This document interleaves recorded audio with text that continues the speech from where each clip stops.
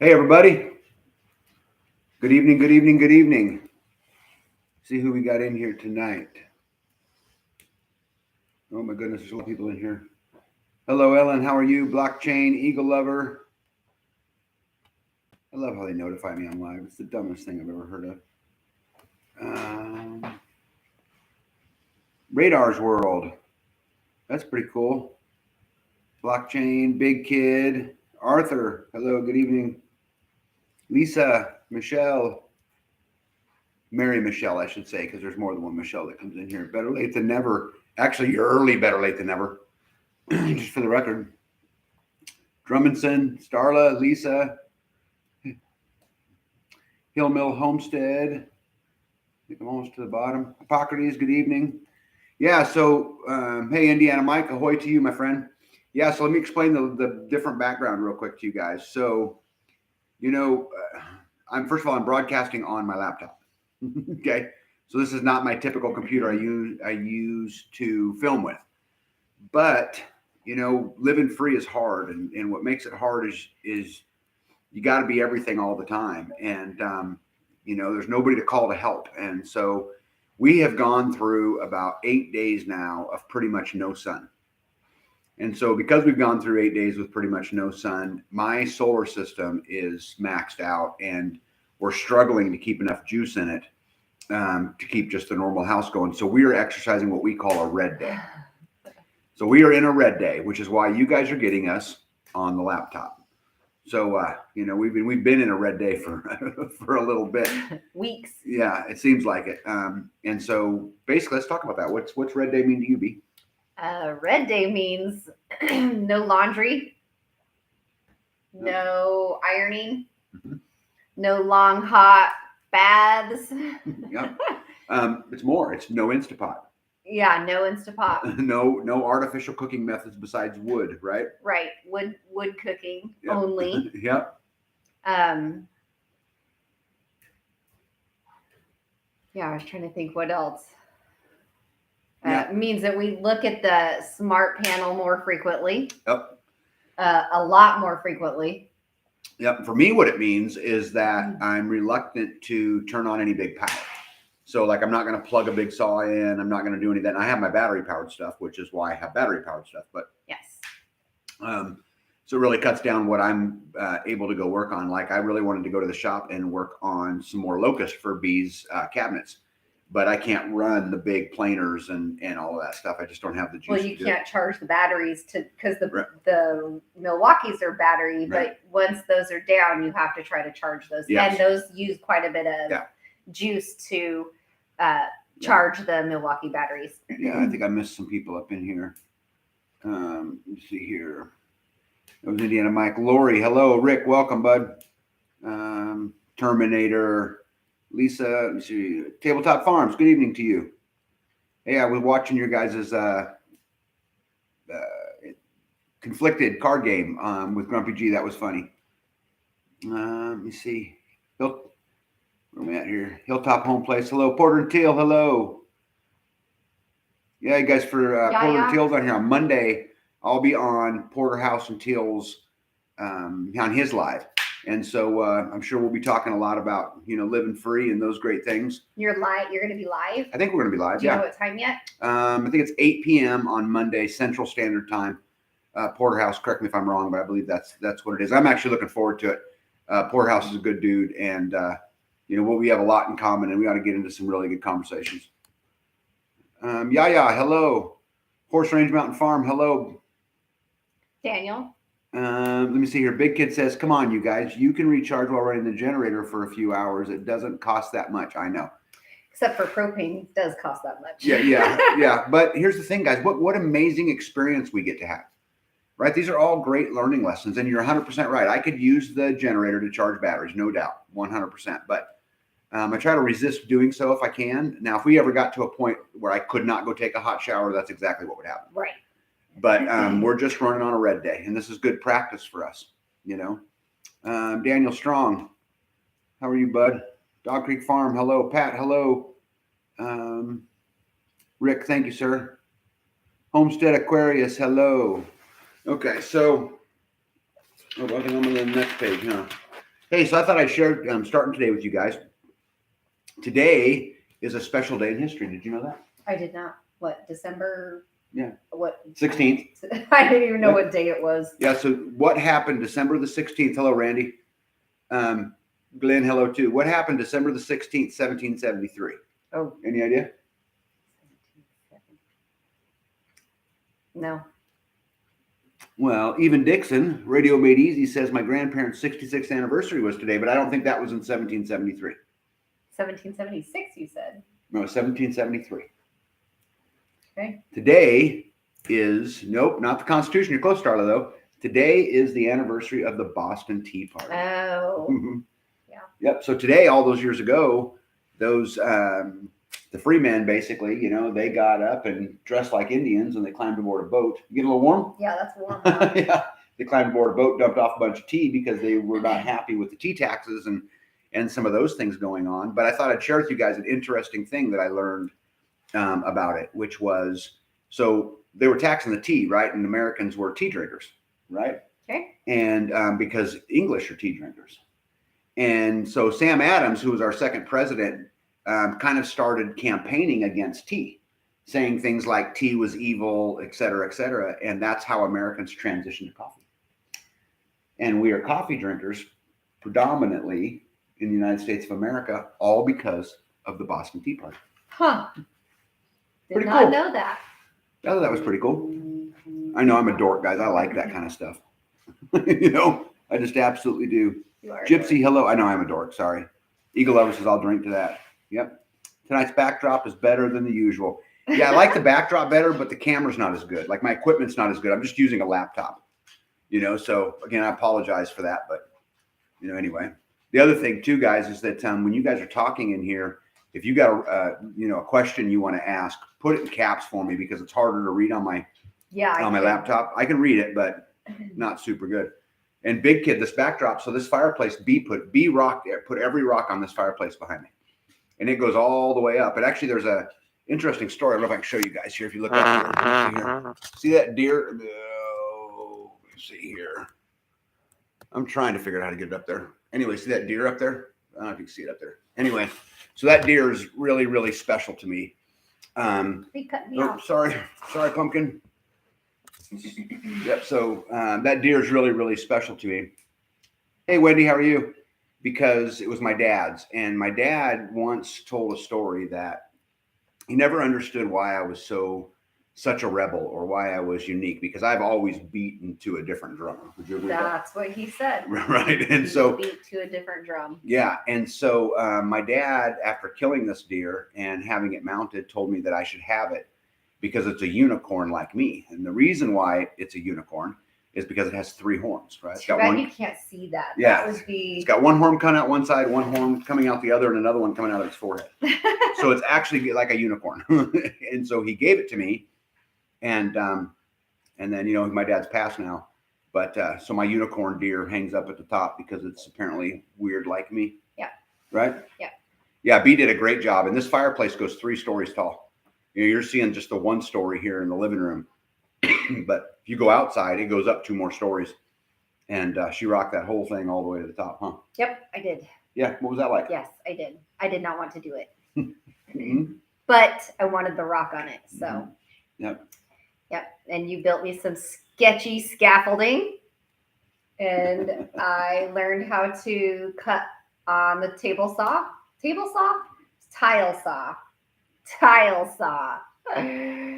And yeah, that was a lot of work, hauling the boxes of rocks onto the living room roof. Yeah. So she had to climb up on the roof that we're right underneath right here on when she's on the top, and then climb up scaffolding up to the 3rd floor that I made out of 2x4s and stuff for her, but it never fell, did it? No, it did not. Okay. And it didn't wiggle. It didn't blow in the breeze. Yeah. So yeah. So how was it sketchy then? Because it was because it was scaffolding? We'll show you pictures. No, because it was just like it was 2x6s, wasn't it? Well, some 2x6s, some 2x4s. And then you have to like crawl down under and around to get up, and then hand up and hold on to and move. It was a lot of finagling the saw and then the rocks and then and then there's corners and then there's flats. So it was like keep them separate and it was a lot of work. You know what's crazy about this, guys? What's so funny to me about this is she says it was solid. It didn't move in the wind. No, it didn't. And he built me something sketchy. It was like you can't win. Yeah. You can't win. Joint Hair wants to know if I'm afraid of the dark. I mean, no, I'm not afraid of the dark. Afraid of heights. Heights. Sorry, guys, it's hard to see. No, you're not afraid of heights. No. He just had other things to do that I couldn't do. Yeah, so I try hard, guys, to push B. I want to push her out of her comfort zone. Like I want off the roof. Yeah, no, well, not. I probably wouldn't push you off the roof, but if I could get you right to the edge, scared, right? Yeah, I probably would do that. But I think we owe it to our spouses, and this is, guys, to you girls out there, your husbands owe it to you to push you out of your comfort zone, but you owe it to him too, right? And you got to push them out of their own comfort zone, because at the end, out of our comfort zone is the only place we grow. And so I try hard to push her out of there. Tabletop says it even looks better in person, and she did a wonderful job. She did. Hey, Wanda. B says you're awesome. Yeah, Mandy, good evening. Roland, good evening. Oh, did you win tag? She did the work. Right. We're a partnership. That means she has to do half the work. Yeah. She said, I want equal rights, and she got them. Yeah, I did. Equal work. Yeah, that's right. Amen. Equal rights. I want equal work. See, Spag says painting that turret was sketchy. No kidding. Yeah. I had to climb out there too. So Bobby Spags is in here tonight from Spags Unfiltered, and Spags and I are good friends. And Spag came out and painted some of the third story up there. I appreciated every bit of that, Bobby. Thank you. Because painting is typically my job. Yep. So I was so happy to give you the reins. Yeah. Well, what's crazy about that? So if painting is your job, that doesn't mean just on the first floor. No, it means painting. Inside and out on all levels. Yep. Including when I scratch the metal roof, I have to get back up there and spray paint it. So hide the silver. Yeah. Jules says, Tag, what is this husband and comfort zone idea you speak of? Can you find me one, please? Well, a comfort zone? Yeah, I don't know that I can find you a comfort zone, because I'd rather keep you out of it. And I don't know that I can find you a husband, but Jules, I'll tell you this, is that if you find one that pushes you to be uncomfortable, you got a good one. Right? You do. Because, and there's times B gets super frustrated at me, right? Frustrated is very mildly said. Okay, how would you explain it? Sometimes I would like to, I would like. Yeah. Frustrated. Yeah, but guys, here again at the end of the day, hey Rick, single Rick, woo! Meet Jules. Jules meet Rick. You guys should message each other on freesteading, right? And there you go. And maybe there'll be something beautiful there. Or push each other. At the very least, you guys make some friends. Yeah, how cool is that? Spag says you want to push me off the roof. No, I want you to paint. Starla Dope says, what's the difference between sorry guys, it's small. What is the difference between nationalism and patriotism? What do you think?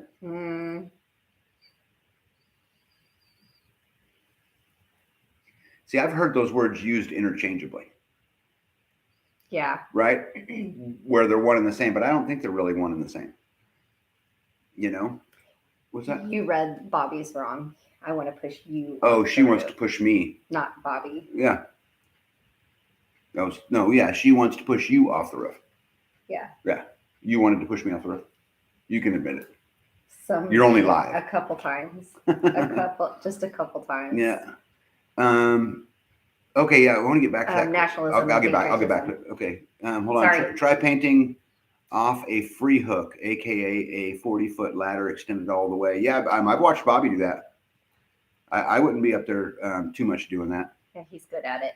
Yeah, there's a big movement on the nationalist movement right now. I don't know if you guys are very familiar with it. I wish I had the link off the top of my head. I could share it with you guys. but there is American citizen versus American national.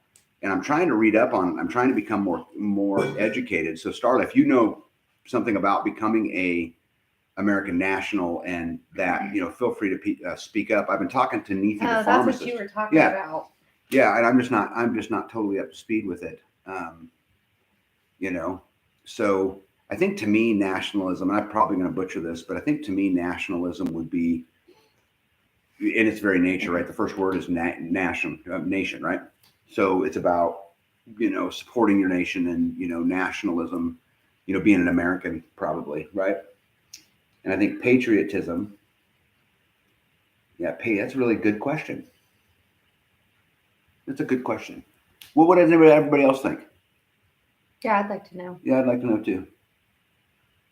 Missy Terminator says, was at my son's place and I'm walking back to my house listening to your live chat in the dark. Well, that's cool. Now 3 of us are in the dark. I shared your information on that subject recently. Good. SG, I am my own captainess of my infrastructure team. Kudos to Queen Bee. Yeah, Queen Bee rocks. Nationalism, taking pride in things that had nothing to do with and hating people you never met. New Day Farm says, is that the same sovereign citizen? No, it's not the same. It's actually a declaration on your passport. And again, I'm trying to read up on it. Patriotism, having a vested interest in where you live and caring for the community. So that was his.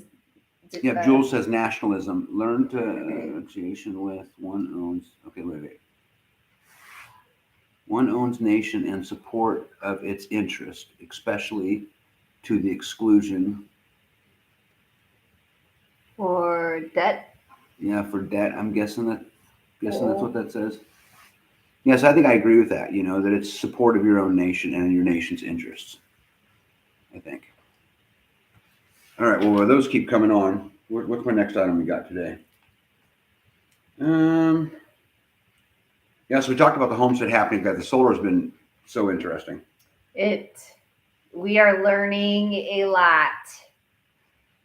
Just having the what the amperage is coming in and the watts that we're using, and then trying to figure out the is it the volts? Is that the number at the top on the top right? The 53 volts, correct. So the volts versus the amps versus the watts, and then trying to figure out what light uses the least, and then trying to just try to live accordingly, because I don't want to run out. Yeah. And obviously we haven't, but right. We don't want to either. Yeah, no. And today we actually got a little bit of power, which was nice. We got like 2 hours of good bright power. Sun. Yeah, so good power. That was it though, and then it was done. And then it was cloudy off and on. But before that, it's been overcast all day for days. Yeah. So Rick wants to know if you have an update on the Join the Swarm merch yet. I don't know. Did you join the swarm? Yeah, remember you got the woe man. Yeah, so we ordered some merch that says the WO on the side and then man, right? It says so instead of free man, it says woo, and then free woe man. Free woe man, and then on the back it's join the swarm, and they are in process right now. Those are the only ones we've done so far. But I did order hats, beanies. So brown hats and black hats all will say free man. Beanies will say free man. Yeah. And visors that will say free man. Yes. Right. And I ordered a couple freesteading t-shirts and freesteading hoodies, just a couple to keep around. And then some free man shirts, a couple different colors. And I think that's it. Okay. Yep. Now I will tell you that I went out to our merch store that's on YouTube and added a bunch of new stuff out there too. Yeah. Yeah. I can't believe Bee was laughing that somebody ordered a shirt with my face on it. I was like, nobody's gonna wear that. Nobody's gonna want that. And somebody wanted that. Yeah. It's so crazy. So I was like, oh no. Oh no. Yeah, B don't get it. And I keep trying to tell her that, it's like putting my face on a wood chipper shirt, for example, doesn't mean anything because there's no story. The I'm on vacation is a huge story. It's about living life the way you want to. It's your way of saying I'm living my own life and living life to my own terms. Yeah. So it's kind of I think it's a special message. Anyway. Okay, Mandy says, may I ask you what your plan is for Christmas? If you don't have an answer, you don't want to. Just wondering, that's all. Okay, so we just did the Freeman Festivus, which is kind of our Christmas plans for the community. And we went through that. We'll talk about that a little bit. Tomorrow, I have my side of the family mainly that will be here. We're just going to have a big dinner and all of that stuff. Well, I invited my mom and sister and niece. Okay, yeah, so some of your family. And nephew. Okay. And then Christmas morning, my boys will come up and we'll sit down and just have us our own little family Christmas, Mandy. And I don't mind answering those questions at all. Nowhere Homesteady says, we're listening, but we're starting to build our canning shelves in the basement. Yeah, nice. Yeah, I hear though. Yeah, good. Keep working. That's good. Let me scroll down again here. Many Eagle Lover Texas says many red days coming your way next week. Thanks. Oh no, I don't want to hear that. That is not accurate. Yeah. The good news is, guys, we're super equipped to deal with it. I mean, there was a time where we lost power. It was done. My system shut down because we just stretched it too far. And I have mechanisms in my system to not allow it to get too far. Get too low. Yeah, so it will cut it off anyway. Mm-hmm. But and you know what we did is the fires are already going because it's cold. It was last Friday, right? It was right after our 3-hour live. Yeah, right after our 3-hour live. And we came downstairs. I went upstairs to get some clothes, to take a shower, and the power went out. So it was bedtime at least. Yeah. So we lived a couple days there as we were trying to get it charged up with battery powered lights and the stoves going and me not doing a lot of computer editing. And I do a lot of that anyway, because I saw Wanda one time doing a headlamp video, I guess. And it was right after we moved here. And I was like, why don't I use mine? And so I have it. And then, so every time I go out to get wood in the night, I just put my headlamp on because I have to have it outside anyway, so I might as well just put it on inside and turn it on and then go walk around.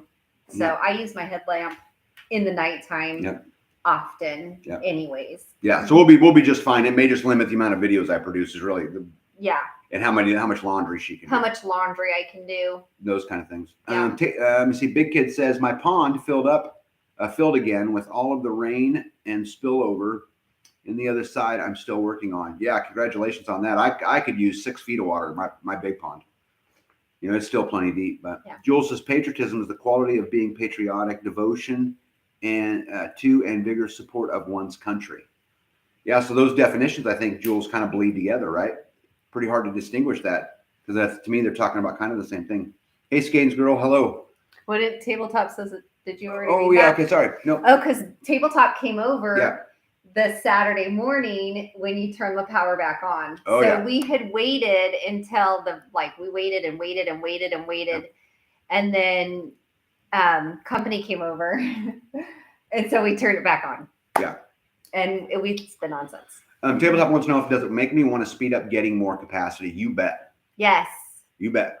Yes. It's not really a speed up issue. The problem is it is super expensive. Did you guys know I have more money in batteries than I have in the rest of my solar system combined? I even asked you what about wind? Mm-hmm. And you said that there's the moving parts. Yeah, the thing about wind is that it's moving parts.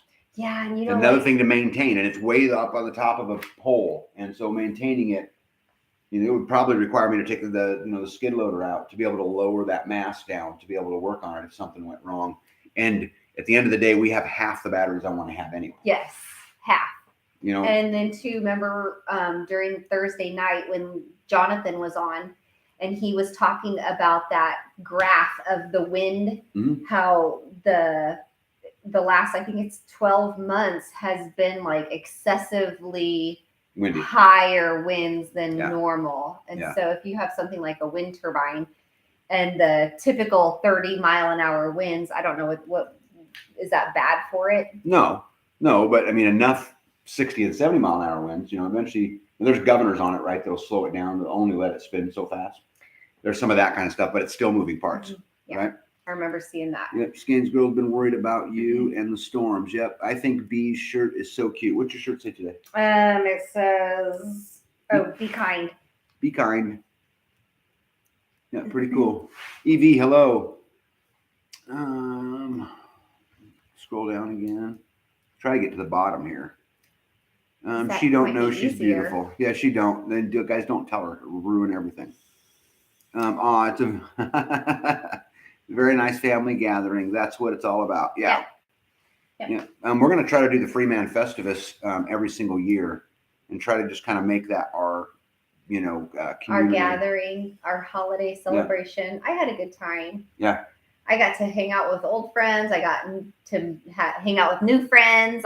And some pretty new friends that weren't exactly new.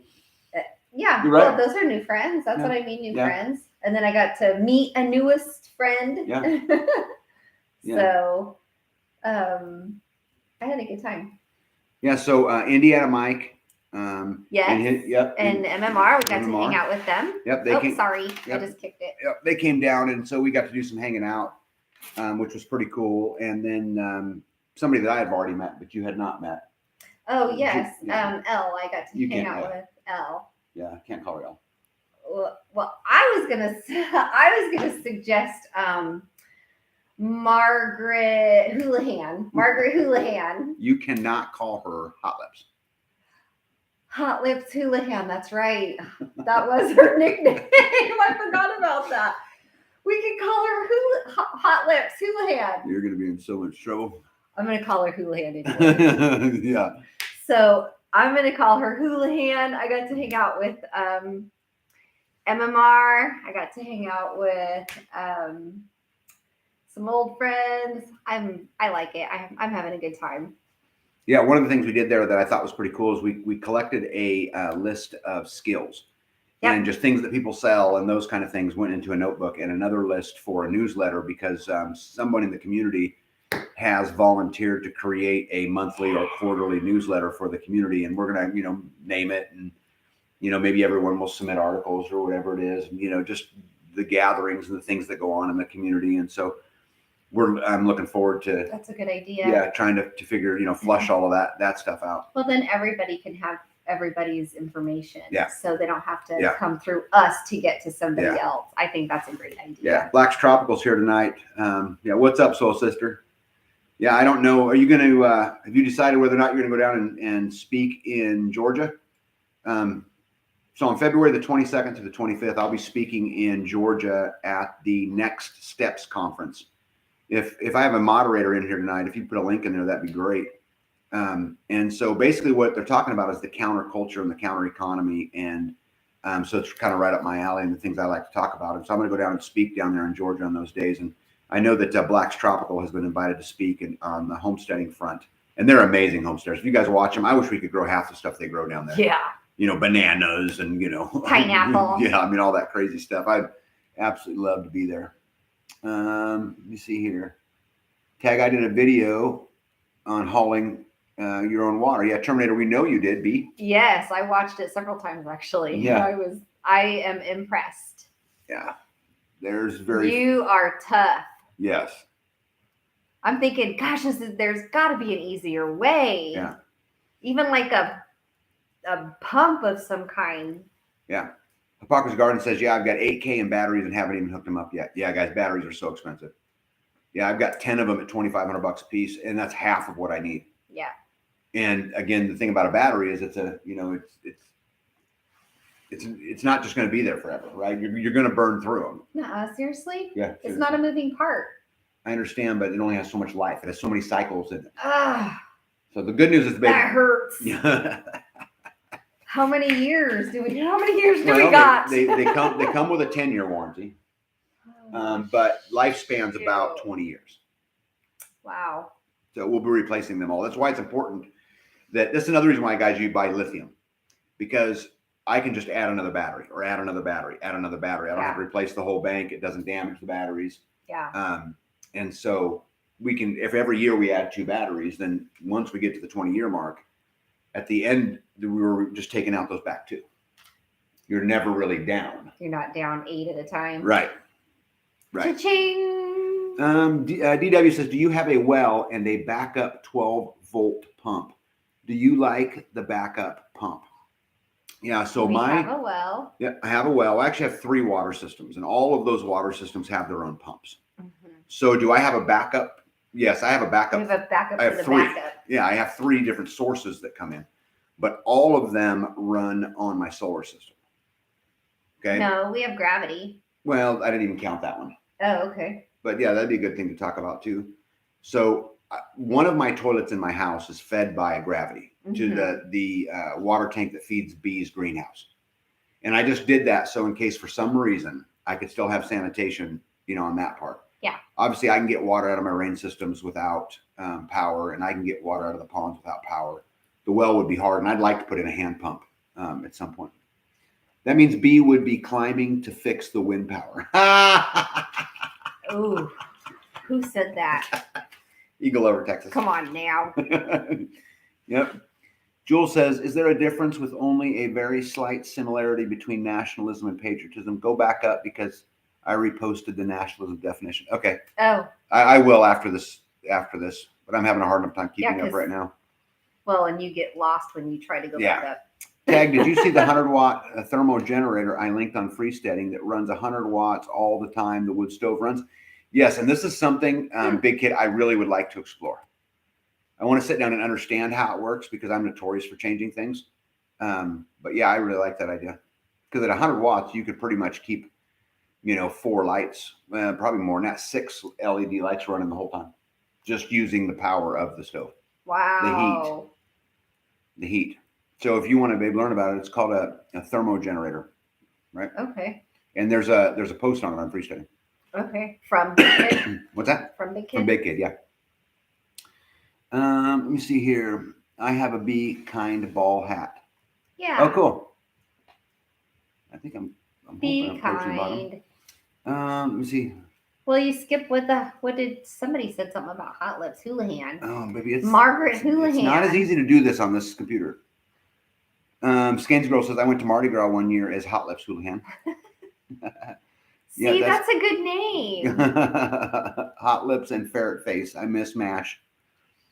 Cool idea. Community newsletter for preppers and homesteaders. Yeah, I'm really looking forward to it, Big Kid, and I'm hoping something really cool comes out of it. Black says, I will be a guest speaker at the Next Step conference. Also, can't wait to see you. Yay! Yeah, rock on.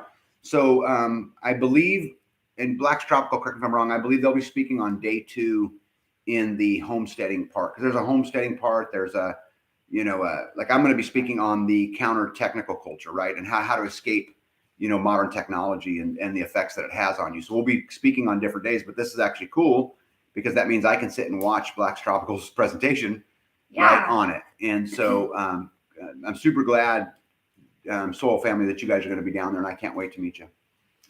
So I think we should do a handout homemade white elephant next year at the Festivus. Handmade, homemade white elephant. Yeah, I wouldn't mind that. You would convince. We've tried that in the past, and we decided it wasn't really about that, though. No, but here's the thing: the key to this is homemade. Homemade. I know, but there's always somebody who doesn't homemade it. Yeah. There's always that one. Yep. Let me see here. Or 2. Sorry, guys. This is just a lot harder to scroll through this way. If I miss somebody, I'm sorry. Let me see here. How did you make out in the storms? Skein Girl says. Big Kid. Okay, Tag, I tried to get on the Zoom last night, but I couldn't figure it out. Hey, Jules, thank you for putting that information in there. There's a link right there, guys, to the conference that will be down there. It's pretty interesting. And if it's really talking about taking the systems back, the health system, the food system, prepping, homesteading, self-defense, becoming a citizen journalist. There's just some really cool stuff. It'll be a very unique convention, and I'm definitely looking forward to being there. As far as the Zoom goes, I just clicked the link that Hippocrates, posts on there, and just go in right before, and I click the link, and it works for me just fine. Make sure that you have Zoom downloaded on your computer might help. I think she's on her phone. Yeah, that would help too if you're on your phone. But either way, the Zoom app would help. So you do it on your phone, but you have the Zoom app on your phone. Yes, I do it on both. So yeah, just depends on where I happen to be at. Yeah. So that might help if you want to download the Zoom app on your phone. That might help be able to get in. Yep. I think the next steps. .info. I believe that is the right one down there. RN says hello, Tag and B. Sorry I'm late. You were right on time. Tag, I could use the little pump and battery system whenever it's time to haul water and bring it back and forth with me. Yeah. The pump. Yep. Instead of the pail. Yeah, thank you, Jules, very much for posting that. Starless talking nowhere. Let me see Pete. Squatchy. What's up, buddy? Let me see here. B, you need a hat. Be free. Be free. Yeah. What does the back of your Jeep say? Be something. Be kind. What is your back one? Let it be. Let it be. Let it be. The back. She drives a 4-door Jeep Wrangler, and the tire cover on the back says "Let it be." Homemade, as in fuel from corn. Yeah, I think homemade means anything homemade. I think, right? Yeah. Jules said that was a good live last night. I watched the replay. I'm not sure which one she's talking about. I'm assuming the conflicted card game one. Mom has a sign at the front door that says "Be nice or leave." Yeah, I like that sign. Let me see. I wasn't sure, but I quickly scanned it and caught Tag's name in there. No problem, Tag. My pleasure. Yes, thank you, Jules, very, very much. MJ in Wisconsin says, good evening, everyone. Snowing and freezing here in Wisconsin. Yeah. Jonathan says, I'm late. Just got home. Was over at the folks' place for dinner and building my first AR kit. I regret to announce that I have no dishes to wash tonight. Maytag is not doing dishes. All right, cool. Well, welcome. Yes. Another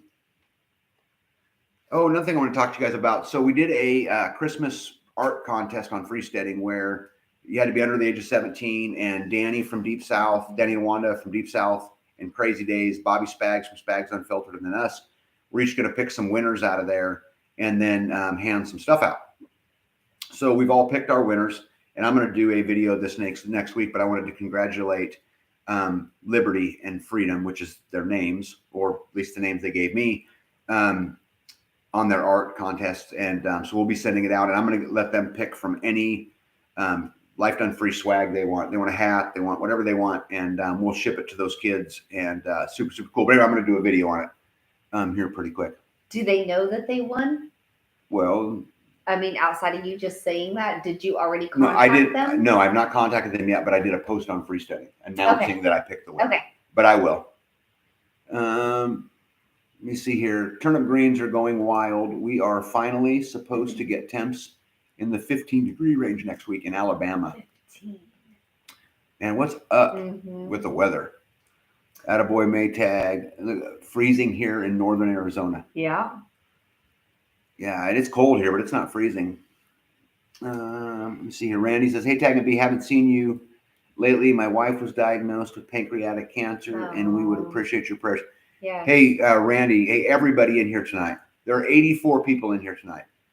Okay, 84 people. How many prayers can we get Randy and his wife? Right? Cost you nothing.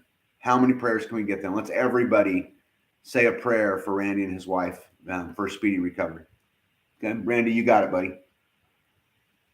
Let me see, SG. I've been over chilly for several days now. Barely hit 50 degrees today. I would kill for 50. Jules. She's in Texas, right? Yeah, she's in Texas, but degrees. Yeah. Yes. Look at all that. How beautiful is that? Look at that. Yes. Look at that. Hey, LJC, we were just talking about you. Well, I don't know how to tell you this, but I named you. Yeah, B seems to think she has a nickname for you. You'll never guess it.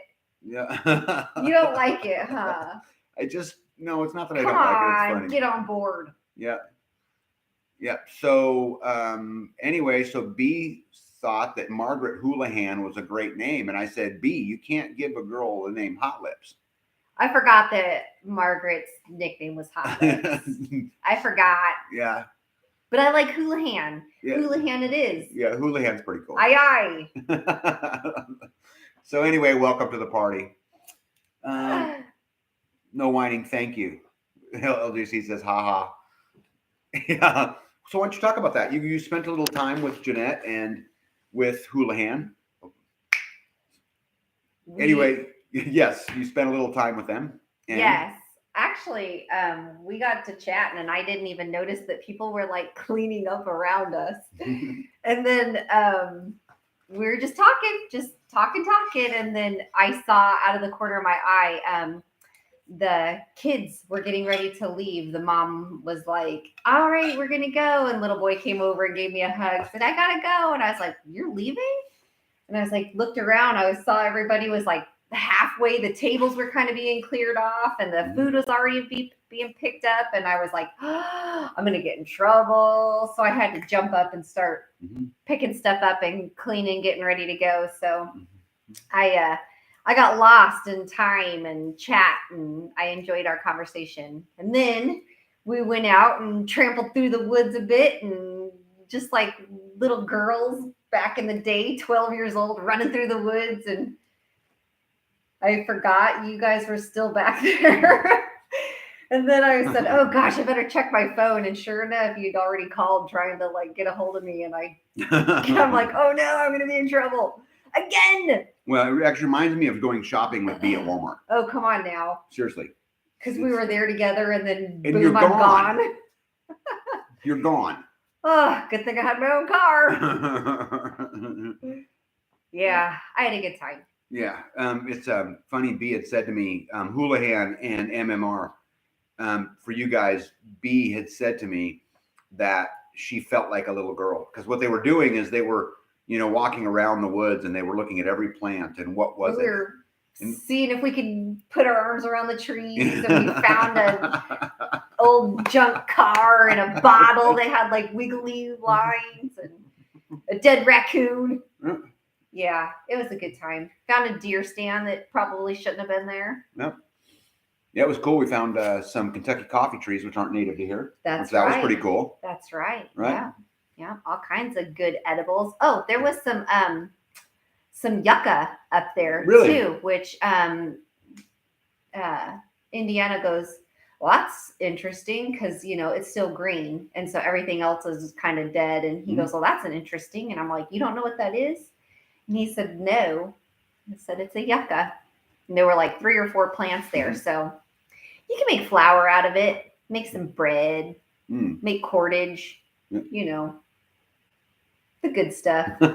You're such a dork. JLC says we were definitely in a time warp. Such a great time. Yeah, see? Yeah, when she came back, I want you to know that she said she felt like a little girl. It was really cool. That made me smile. Yeah, he goes, what do you mean you felt like a little girl? Yeah, like I didn't get it. Yeah. Well, back in the day, I used to go trampling through the woods, to get out of the mom and dad's house, and your legs are all bright red because you're freezing, but you're having a good time playing in the old cars. And so, yeah. Well, and then not to mention that this whole time it was like 30 degrees outside. It was cold. Yeah, it was cold. I had my winter gear on though, so I was plenty warm, having a good time. Yeah, it was cool. Yeah. Starla wants to know if you can do some videos on cooking on the wood stove. Yeah, I suppose. I mean, like, to me, it just seems like normal, like everyday life. So it's like, it doesn't seem that interesting, I guess, because it's just like, hey, you want a Reuben? All right, here's a Reuben. What do we have tonight? Not Reuben. You had patty melts tonight. Patty melts, yes. We had Reubens last night. Yes. But guys, we eat pretty much 100% during the winter time. We eat off the wood stove. Sometimes it's, really good, and sometimes it's kind of good. It's more good than bad now, but for the first 6 months, it was burnt everything. Burnt, or it wasn't really burnt. Dehydrated. It was dehydrated Right. because they looked fine, but there was like nothing inside. Yeah. Like the cheese sticks were like, there wasn't cheese inside anymore. Indiana Mike says, good time. Yeah, I got to hang out with Indiana Mike a bunch. And MMR, and then also Houlihan. But it was nice. But it was just, neat walking around we had the fabulous Fishers out there. Yes. Right? And deer. And man, that guy is so smart. And so it was really cool to get out there and do all of that stuff. And just wait. When MMR comes back, I'll take her through the woods. Yeah. Yeah, it'd be good. No Whining says yucca do shampoo. I'm old. Oh. I didn't know you can make shampoo out of it. Didn't either. I will though. I have never made shampoo. There you go. I would like to make my own shampoo. Yes, I will. You should. I wonder. Yeah. Let me see here. Patriotism says pastrami rum. Reuben's yum. Yeah. I like the regular corned beef. I like the corned regular ones. I'm a big Reuben fan. Prep for the Eternal sauerkraut. Homestead says she'd like to see some videos on a wood stove too. Hey guys, you guys can help me out here. You know, when I talk to Bee about these kind of things, quite often Bee talks about how nobody wants to see this. It's boring. Well, yeah, it's like she did some filming of we were harvesting the honey, and you guys seen there were some shorts and stuff that went out, but she's like, there's nothing interesting about this, you know. And yeah, I mean, you're just constantly like decapping, spinning, spinning. So like cooking, it's like check the fire, check the whatever, check the fire, check the whatever. MMR says she can't wait to go look in the woods. Yeah, was it January 6th, right? Come on, January 6th. Yeah, and you know what's crazy about that? If you slow down, if you walk out into the woods, wherever it is you live, and you just slow down and look around, you'll be amazed at what you find. There it is. Yeah. Every time when we were walking, all of us were walking a piece of land this last week, and everywhere I turned and looked, there was something else. Hey, look at this. And there was wild grapes, and there was black raspberries and walnuts and a coffee tree. Big acorns. Yeah, big acorns. Huge. One of the biggest acorns I've ever seen. Yeah, Ellen says cooking videos too, please. Like cooking what? Yeah. Give me some ideas, because that just seems like mundane. Starla says, tag to put 1,000-gallon plastic water tank in the ground. What do you recommend? Do I need to insulate it or paint it? Well, okay, Starla, first of all, none of the above. Okay, none of the above. The thing is if you're going to put a tank in the ground, you need to put a tank in the ground that's rated to be in the ground. Oh, right, yeah, because they're shaped different. Yep, and I don't know if everybody knows this, but your plastic tanks are color-coded. Okay, so if you're burying a yellow tank, it's made for a septic system. Mm-hmm.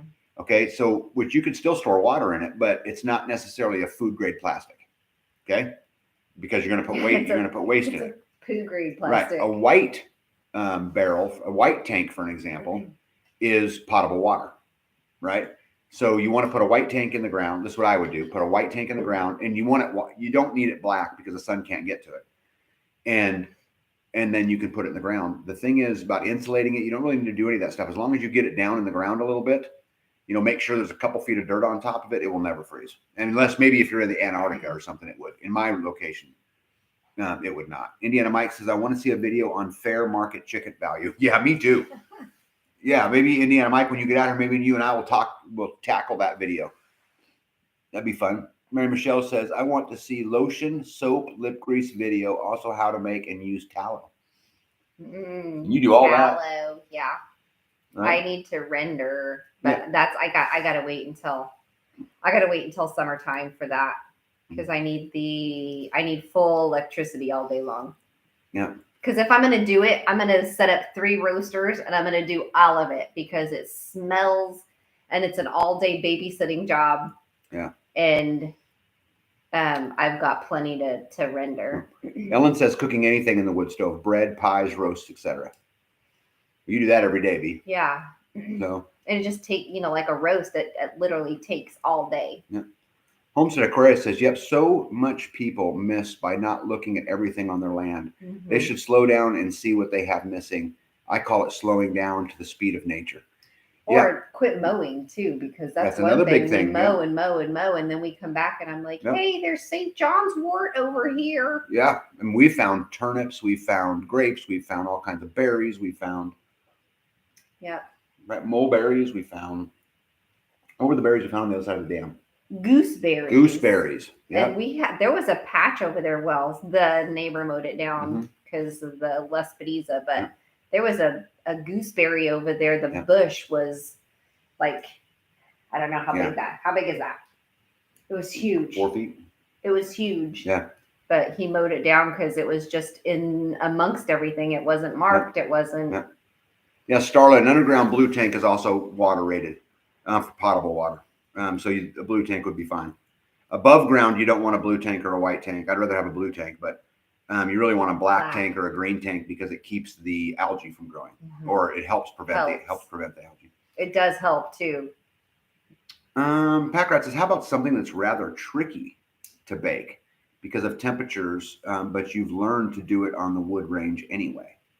Yeah. There's plenty of like that. when I cooked the turkey and it came out like perfect. It was done in 3 hours, which I expected it to take all day, and it was a lot faster than I had anticipated. Let me see here. Prep for the eternal homestead says, on your gas, what can you use to extend its life or store it? And how long will it store? So because you use the word gas, I'm assuming what you're talking about is gasoline, right? Because you also could have diesel, you also could have propane, and all of those, kerosene, a lot of those people can put those all in the thing. But for gasoline, you can put Stabil in it. But the best thing you guys can do is rotate it. Because even with Stabil, you might get 18 months out of it, maybe 2 years. It just depends on, heat and a lot of variables. But we have 500-gallon tanks that are above ground.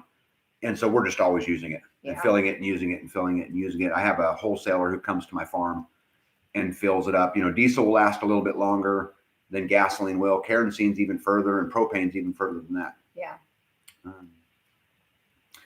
Do you have a video? Okay, let me see here. Starla says, how about some cinnamon rolls? I like you, Starla. Mm-hmm. Come on, Starla. The cinnamon roll thing is just a Yeah. Now, in fairness, guys, just in the last few months, I've gotten cinnamon rolls, cherry cobbler, coconut pudding, cream pie, coconut cream pie, 2 kinds of bread puddings, 2 kinds of bread pudding. Yeah. What else? Pumpkin roll, pumpkin rolls. But she's living in the past because those are all in the past, and it's time for something new. RN says, remember, if you bury a septic tank, it can pop out of the ground if it's empty, especially just after installation. Yeah, that's why you want to keep them as full as you can. Houlihan says, can you give out your source for water tanks in your area? Yeah, I just went to Home Depot and ordered mine.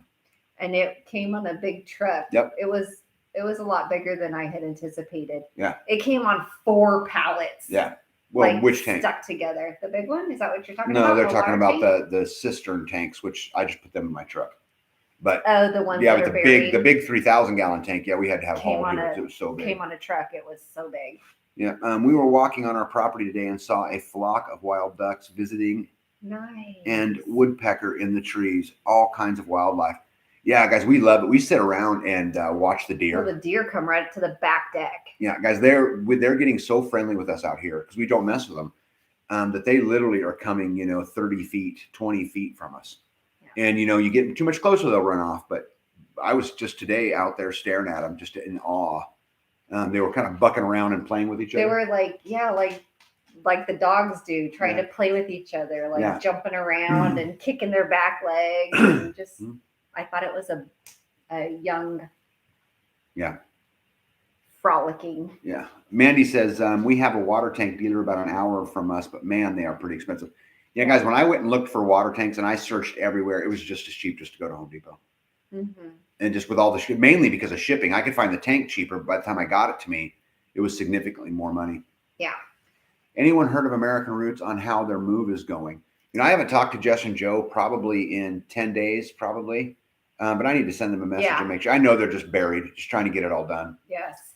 Rick says a great tip for prolonging milk is put a pinch of sea salt in a gallon, and it will help to stay fresh for at least 5 more days. I didn't know that. Wow. Starla says, watch out along farms. I got mine for free. Yeah, and I've seen a lot of them at auctions too. The only thing about that is you don't know what was in them. That's right. So I was just going to say, you just don't know 100%. Yeah.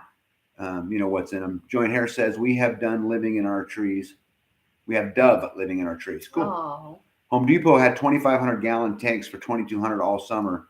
And sometime between now and early October, the prices went up to $2,800. Yes. Yeah, you know what's crazy? Houlihan, I bought my 3,000-gallon black tank from Home Depot for $900 when I bought it. Yes. It's just gotten more expensive and more expensive and more expensive. And you'd buy another one for $900 tomorrow. I'd buy 2 more. And tomorrow. I remember when you were like $900. I know. Jeez. I know. But if you want me to go pick you one up, Houlihan, let me know. Let me see. I would be out there talking to them. Yeah, I do talk to them, and they're pretty friendly. They snort. Mm-hmm. When you go out there and try to walk up to them, they snort at you. Mandy says we wanted 2 of the 10,000 gallons of water tanks, but due to high price, we have to rethink the whole thing. Yeah, guys, this is another reason why. Let's talk about this real quick. I'm a bigger fan of 3,000 gallon tanks than 10,000 gallon tank.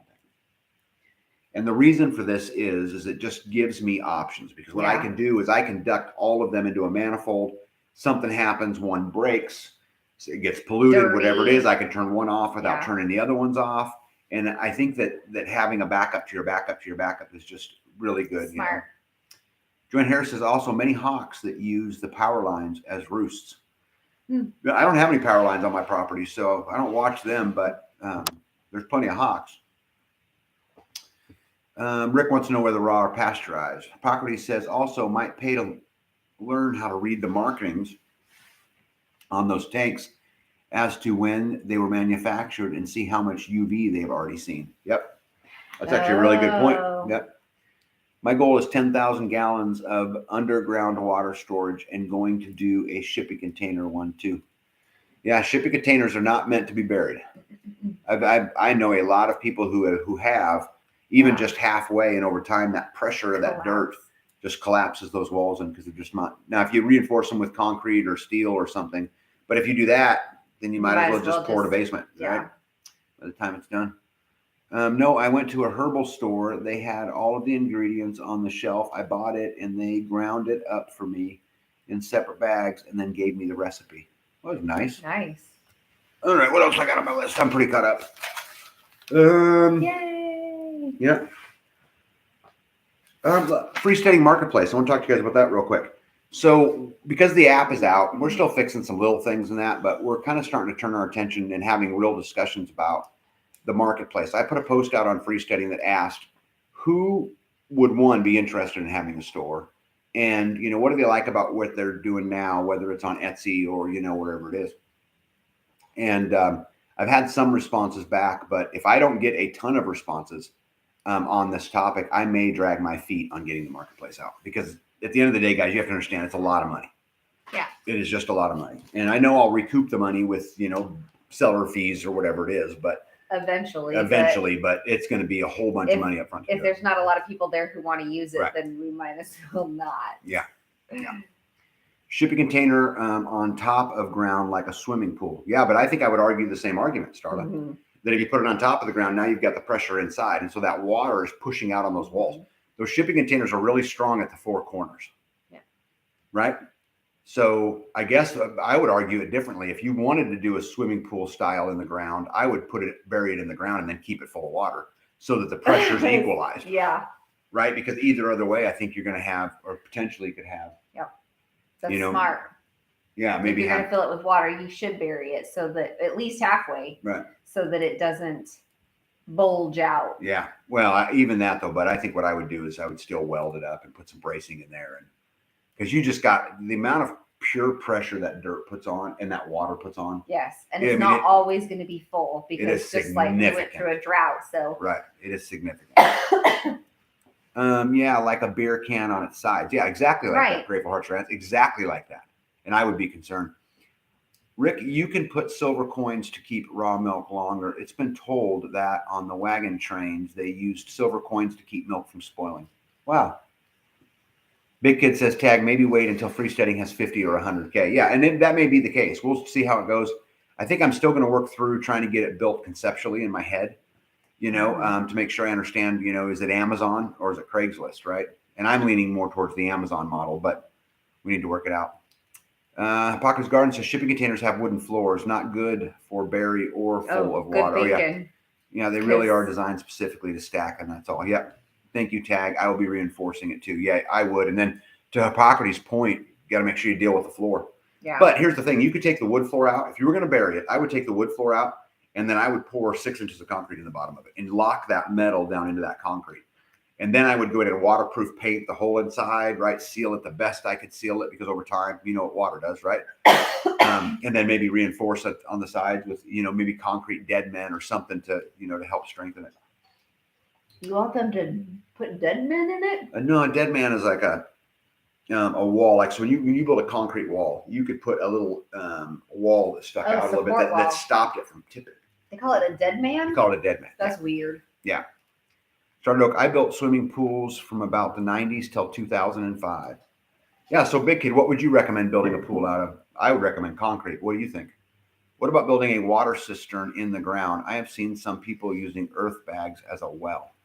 Yeah, I wouldn't use earth bags, Manny, because here's the thing, is that you're only so old, right? And anytime you put anything in the ground, just like building a root cellar with wood walls, there's nothing wrong with it, and it will absolutely work. But I promise you're going to be replacing it quicker than I am out of concrete. And I fear that I'm going to get old enough where I just can't maintain it all anymore. Yeah. And so I'm trying to build towards not having to build it twice. You know, people make fun of me because I put my fence post 4 feet in the ground and 260 pounds of concrete in each hole, but I don't want to do it again. I only want to do it one time. Does the concrete suck the water out? Isn't concrete porous? Doesn't water seep through concrete a clay pot? Yeah, it can. Does it depend on how? That's why I said waterproof it. Oh, yeah. Seal it, right? Oh, yeah. Big Kid says, above or below ground, there are tons of options, but there are 100 questions first. That's fair. Right. That's absolutely fair. But if it's wood instead of concrete, you can avoid taxes, right? Yes, Jonathan.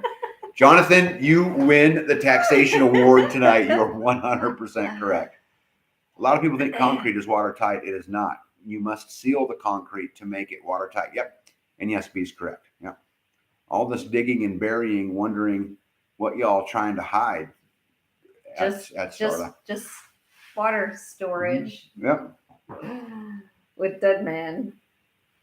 I've always been told that gunite was best for in-ground pools. Use a swimming pool liner. Yep, you could use a swimming pool liner. You could. There's, my basement. We put. I don't remember how thick it was, but it was maybe 14 gauge. I mean, it was significant thickness, rubber membrane all the way around the basement. It was sticky. Yes, it was sticky.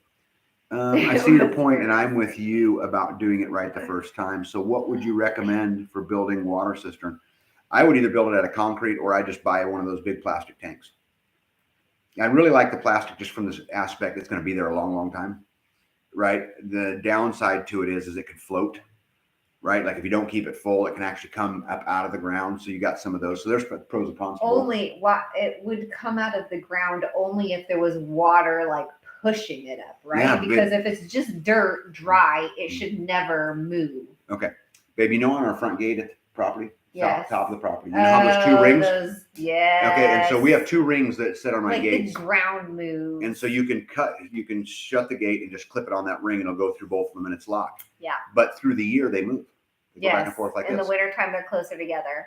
Because the ground moves, babe. And then in the summertime they're farther apart, which is the weirdest thing. It's not weird. The ground moves. That is so weird. See, Marcia says, hi, Jess and Joe have sold their home and are moving in temporarily with us. Yep, I know. Mom and Dad to fulfill her contract with the school in the spring and save money towards the homestead. Thank you for the update, Marcia. Seriously, thank you. They're great people, and it's crazy that they've been asked about in here. They must have, left a impact. One Step Closer says, good evening. Well, good evening to you. Pocket says, what did the Romans use beside salves? I think what he's talking about as far as waterproofing goes. And I've heard of, I don't know about the Romans. I can't speak to them, but, the American Indians and some of that used, like pitch, pine tar, and some of those kind of things to seal things. What is a good filter for rainwater? Yeah, so Richard, we have a complete rainwater system here. I have 7,700 gallons of rainwater storage. And so we go through an extensive process to filter it. But I'll tell you how it goes. So the first thing is when the water comes in, first it's screened, okay, coming into the big barrel, right? So you want the water going through a screen into the big barrel to take the big stuff out. Then from the big tank, the next thing it runs through is a sediment filter. Okay, it's again a screen filter, but it's to take any big pieces out that gets by. From there, it runs through the pump, through the expansion tank, and then ours from there goes through a series of 5 paper filters, different thicknesses. They're not all paper. Well, they're all like paper. A glass of some kind. It's still kind of paper. It's kind of a ceramic paperish thing. Oh. But anyway, so it runs through a series of those 5 filters. Then it goes through a UV light. and then runs into the faucet or whatever. But if we're going to drink it, then we put it in the Berkey. Yeah. So we kind of run it through that whole process, and it's a long process, but our water tastes great. Well, we run it through the Berkey too because of our rainwater has fluoride in it. Well, and that, which is crazy. I think I've told you guys the story, but we had all of our water tested.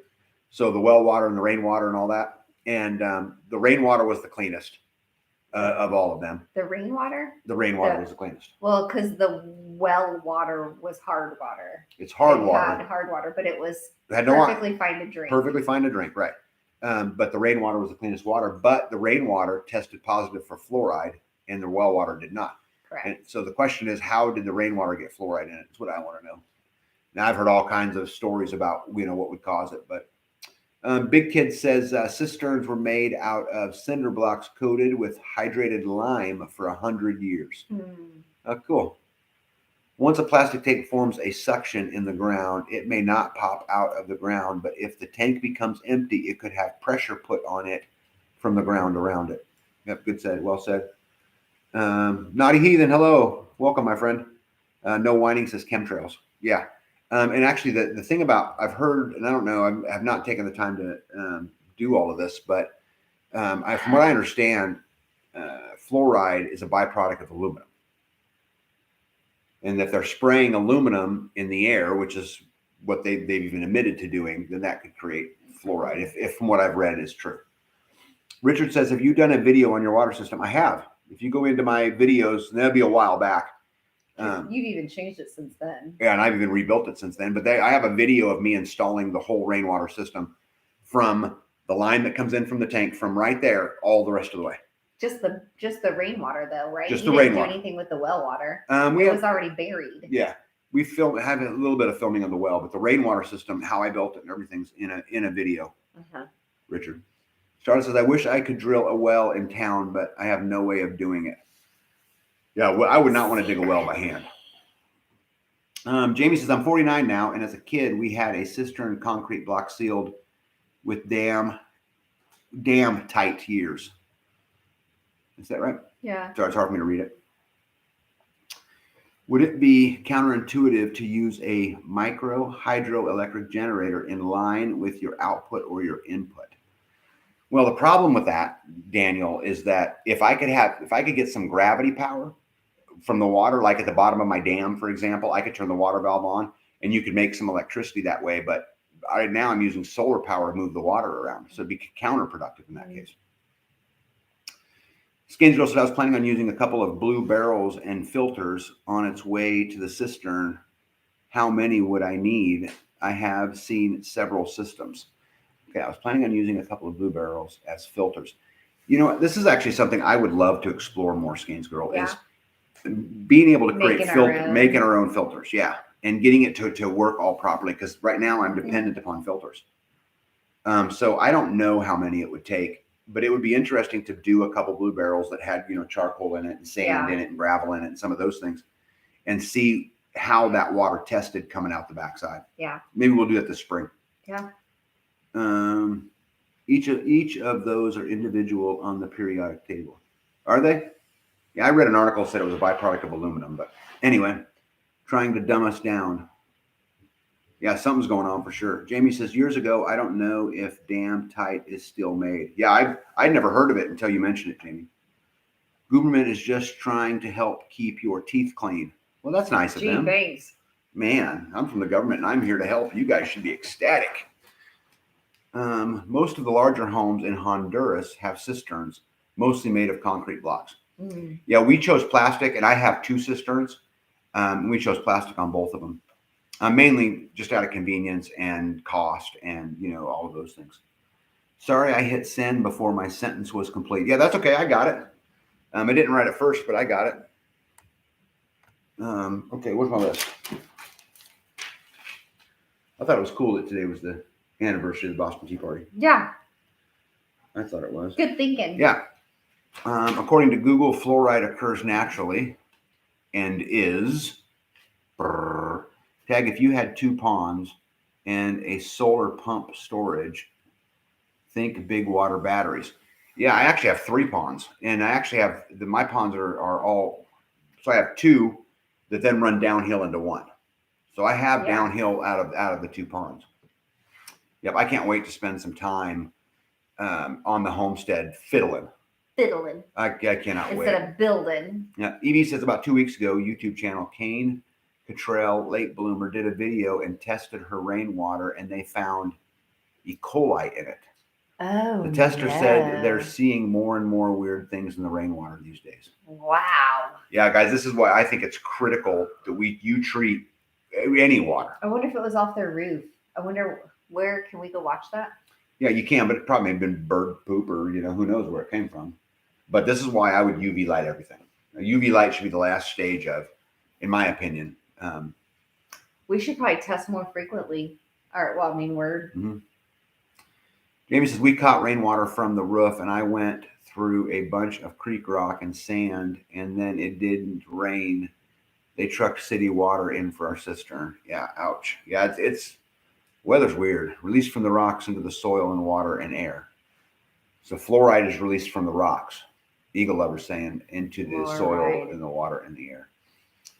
I'm here with a thumbs up. Hello to all. Hey, Miley, welcome. Big kid, there you go. You're set. What did you say? There you go. You're set. Set it up. We have them put in a sand filter tank on our water well system. Oh, that's good. I like that. A sand filter. Yeah, Hippocrates wants to know which E. coli. There are a whole lot of them. Only one is a pathogenic. Bird poop on the roof can drain into your cistern and thus E. coli. Yeah, that's what I would have said too. Amy B says Aquapure filter. Yeah, we used Aquapures. We have a big Berkey that we use primarily for our drink and stuff. But Aquapure, from my experience, was plenty fine. I saw that about rainwater with E. coli. It was from her rain gauge, she said. Oh, I don't know how that would get in there unless, what's the chances of a bird just the right aim? Probably not good, huh? Wow. Let me see. I boil all my water no matter where it's from. Yeah, because you're smart. This is, yeah. Let me see her video on her rainwater and cisterns. The link. She used rainwater from her rainwater gauge, so it was clean and had a screen on it. Interesting. Holy smokes. Yeah. Skanes girl apparently had to do a sand filter down in Louisiana too. No Whining said in the late 70s we had a sand filter for our 20 by 40 in-ground. Yeah. I'm assuming that says pool, right? It says vool, but yeah, that says pool. Hey, Bobby, what's it going on? Hey guys, there's my sister right there. So Bobby down there is my sister. She owns the Water Street Waffle Company in Belton, Texas, and she actually just ordered from me a whole bunch of Free Man and Free Woo Man gear to sell at her store. It's just coming up tomorrow to pick them up. That's called a trial close right there. Which is pretty nice, huh? Yeah. Yeah. I hate to be that guy, but show me a study where someone got sick from E. coli from the roof. No, I want you to be that guy. I mean, I think we got to question everything. So, yeah, I've been saying for decades, folks, get your rainwater tested. Yep. I tested mine. Now I just treat it. I make sure that I, do kind of all I can do. But a rain gauge is a great perch for a bird. Could still be the reason. Oh, that's fair. Oh, right. Yeah. Let me see. Tag. Notice there's no pee in that pool. Please keep it that way. Pee in the pool. Oh yeah, no yeah, I got it. Ha ha ha! Don't pee in the pool. Yeah, but she would have seen the poop. Yeah. Let me see. As our last defense filter. Before drinking, we have a UV light filter hooked up to our water faucet before drinking. Yeah, that's what we used to. Ours aren't on the faucet. Ours are on the different systems. But yeah, let me see here. Bobby says the employees took my hats and wear them every day. Pretty cool. Yeah, I tell you guys something. It's happened to me a few times where I turn on a YouTube video or I'm out at a convention or something somewhere, and there are people walking around Free Man hats on. You're like, hey, we know where you got that. I know where you got that, which is pretty cool, Let me see. I I really suggest the Verge permaculture book on rainwater harvesting, or better yet, their course. They go very in depth on all of this. Yeah. Yeah. That's the one he talked about on the Zoom call. Yeah.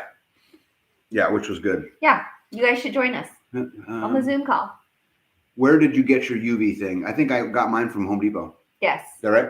Yes. And you can buy replacement bulbs from Home Depot also. Yeah. And but open them up and look at them before you store them away, because one time we bought the spare and it came with 2 tubes instead of a tube and a bulb. Right. Right. Miley says hello to Bobby. You see, SG, pigeons can carry parvovirus. Friends lost a litter of puppies from pigeons ate their dog food. Isn't it crazy, all the stuff you got to worry about? We got to worry about that with our chickens, another bird's flying in. And we have rabbits that come into the bird coop too. There's not coop, but their run. Yeah. I found a little spot where they've been getting under, so I have to go where the gate is, where we're going to put the gate. There's no chicken wire on the bottom. So I've got to, you know what I'd recommend doing? Get chicken wire on the bottom. I'd go get a bag of concrete out of the shop, put it in the back of the thing, and just dump dry concrete in every one of those holes. And every time they dig one, just keep dumping it. No, it's not. It's where the fence, where the gate is going to go. They just kind of like scooted the dirt away. Yeah. So the way you deal with that is you got to dig it out, put 2 2x4s in there, and build me a form that I can pour concrete in. That's this far underneath the gate. Well, and then I'll pour it would a pad stop under it. there, and it's over. Because then they couldn't push the stuff away to get under. Yeah, then it's over. Pigeons are flying rats. They also carry flying rats. What's that word, Vic? From Christy? I don't know. Histoplasmosis? Yeah. Histoplasmosis? Jamie says, gotta go. Good night, all. Hey, Jamie, good night to you as well. Hey, I thought I'd tell you guys too. So I have moved all of my videos over to Rumble. So we do have a Rumble account. I'm becoming more and more concerned as time goes on that I'm going to wake up one day and they're just going to shut me down, because my Starve the Beast videos, every time I film one and go through it, B always tells me, dude. I'm like, oh man, it's a good video, but I can't, you're not allowed to say some of that stuff. You're not supposed to repeat history like that, out loud. Yeah. So anyway, I did move it all over there. So we do have a Rumble account under Life Done Free. And I'm also, and I'd like to hear you guys' opinion on this, I'm also thinking about building a different YouTube channel. And I'll keep all the homesteading stuff on one, and I'll keep the, free man stuff that I do, kind of to the other, in order to offer me a little bit of protection. But anyway, I'd be interested in what you guys say. Miley says, cool view tonight. Yeah, this is because we're on red day with our power. So we're doing this from our laptop instead of from the big computer upstairs. One night after moving multiple chemtrails that day, my neighbor and I watched tiny particles falling, light rain, and our strong light beams. Who knows what is actually falling on us? I agree. Tag, take a strip of steel and bury it at the bottom. They won't be able to dig. Yeah, you know what? Steel will work fine. I'm a big fan of stuff like that, just doing it out of concrete. Here's the thing. Here's the reason why. A bag of concrete is $6. Super cheap. True. It's just super cheap. There's just, and it also doesn't rust. It just doesn't, you're not going to hurt it. So MC Porterhouse says, good night. I have, where'd he go? I have a Christmas play to go to. Talk to you soon. Good night, buddy. Hang tough. Hold the line. No Whining says, toxoplasmosis. Okay. Just remember, there's like 3 million people in Australia that depend solely on rainwater for all needs and don't have all the high-tech thingy. Just saying. Yeah, I think that's fair, man. Wow. I think that we probably overdo it, in a lot of those ways. But I'd just rather be safe than sorry, and it's just not expensive, Eagle Lover said, do the Freeman stuff on freestanding. That's another way you could do it, right? Is I could just take all the Freeman stuff and just don't post it on YouTube. The problem is I have to film the video somewhere, right? I have to host it somewhere. Yeah. And so if it's not on YouTube, I have to have a hosting service. So until freesteading is willing to pay for a hosting service, which I'm not today, that wouldn't be an option to me. Push people over to Rumble. This is not a free platform. Yep, Big B, I agree. Unfortunately, it's just where the most people watch. And, it's just like Facebook. I mean, I know many, many, many people who hate it, but they're still there to make sure they can see the pictures of their grandkids. Yeah. I've noticed that when the Air Force is flying, there are no chemtrails 2 days before and a day after. Huh. Oh no, I have 4 pigeons hanging out on the pole barn. They pooped all over the dirt floors inside of the pole barn. Do I need to run them out? They're so cute in there. Yeah, I don't know. I've never had to really deal with pigeons. I know. Yeah. We have. I was going to say something, but I can't because it's YouTube. Never mind. I was going to say I have a kill on site list on my farm, but pigeons aren't on it. Big Kid, Rumble is hard to get to work here. I've had a lot of people complain about that. Bobby says my dogs were digging under used concrete. They gave up after a while. Haven't tried it in a while. Yeah, and if they dig underneath your concrete, just pour more concrete in the hole. That's a great thing about concrete. Like, just pour more. And it's so cheap, to work with. That's why I did all my countertops in the kitchen out of concrete.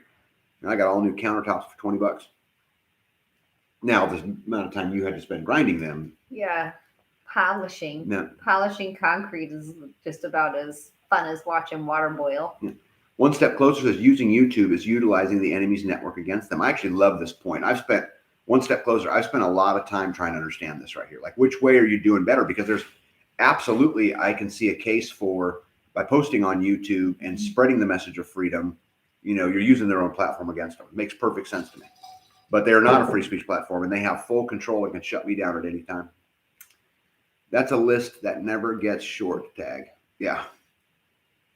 Mandy, I know from experiences that you can't treat pigeons like cute pets. They'll start bringing all their family members from everywhere, and you'll have hundreds in no time.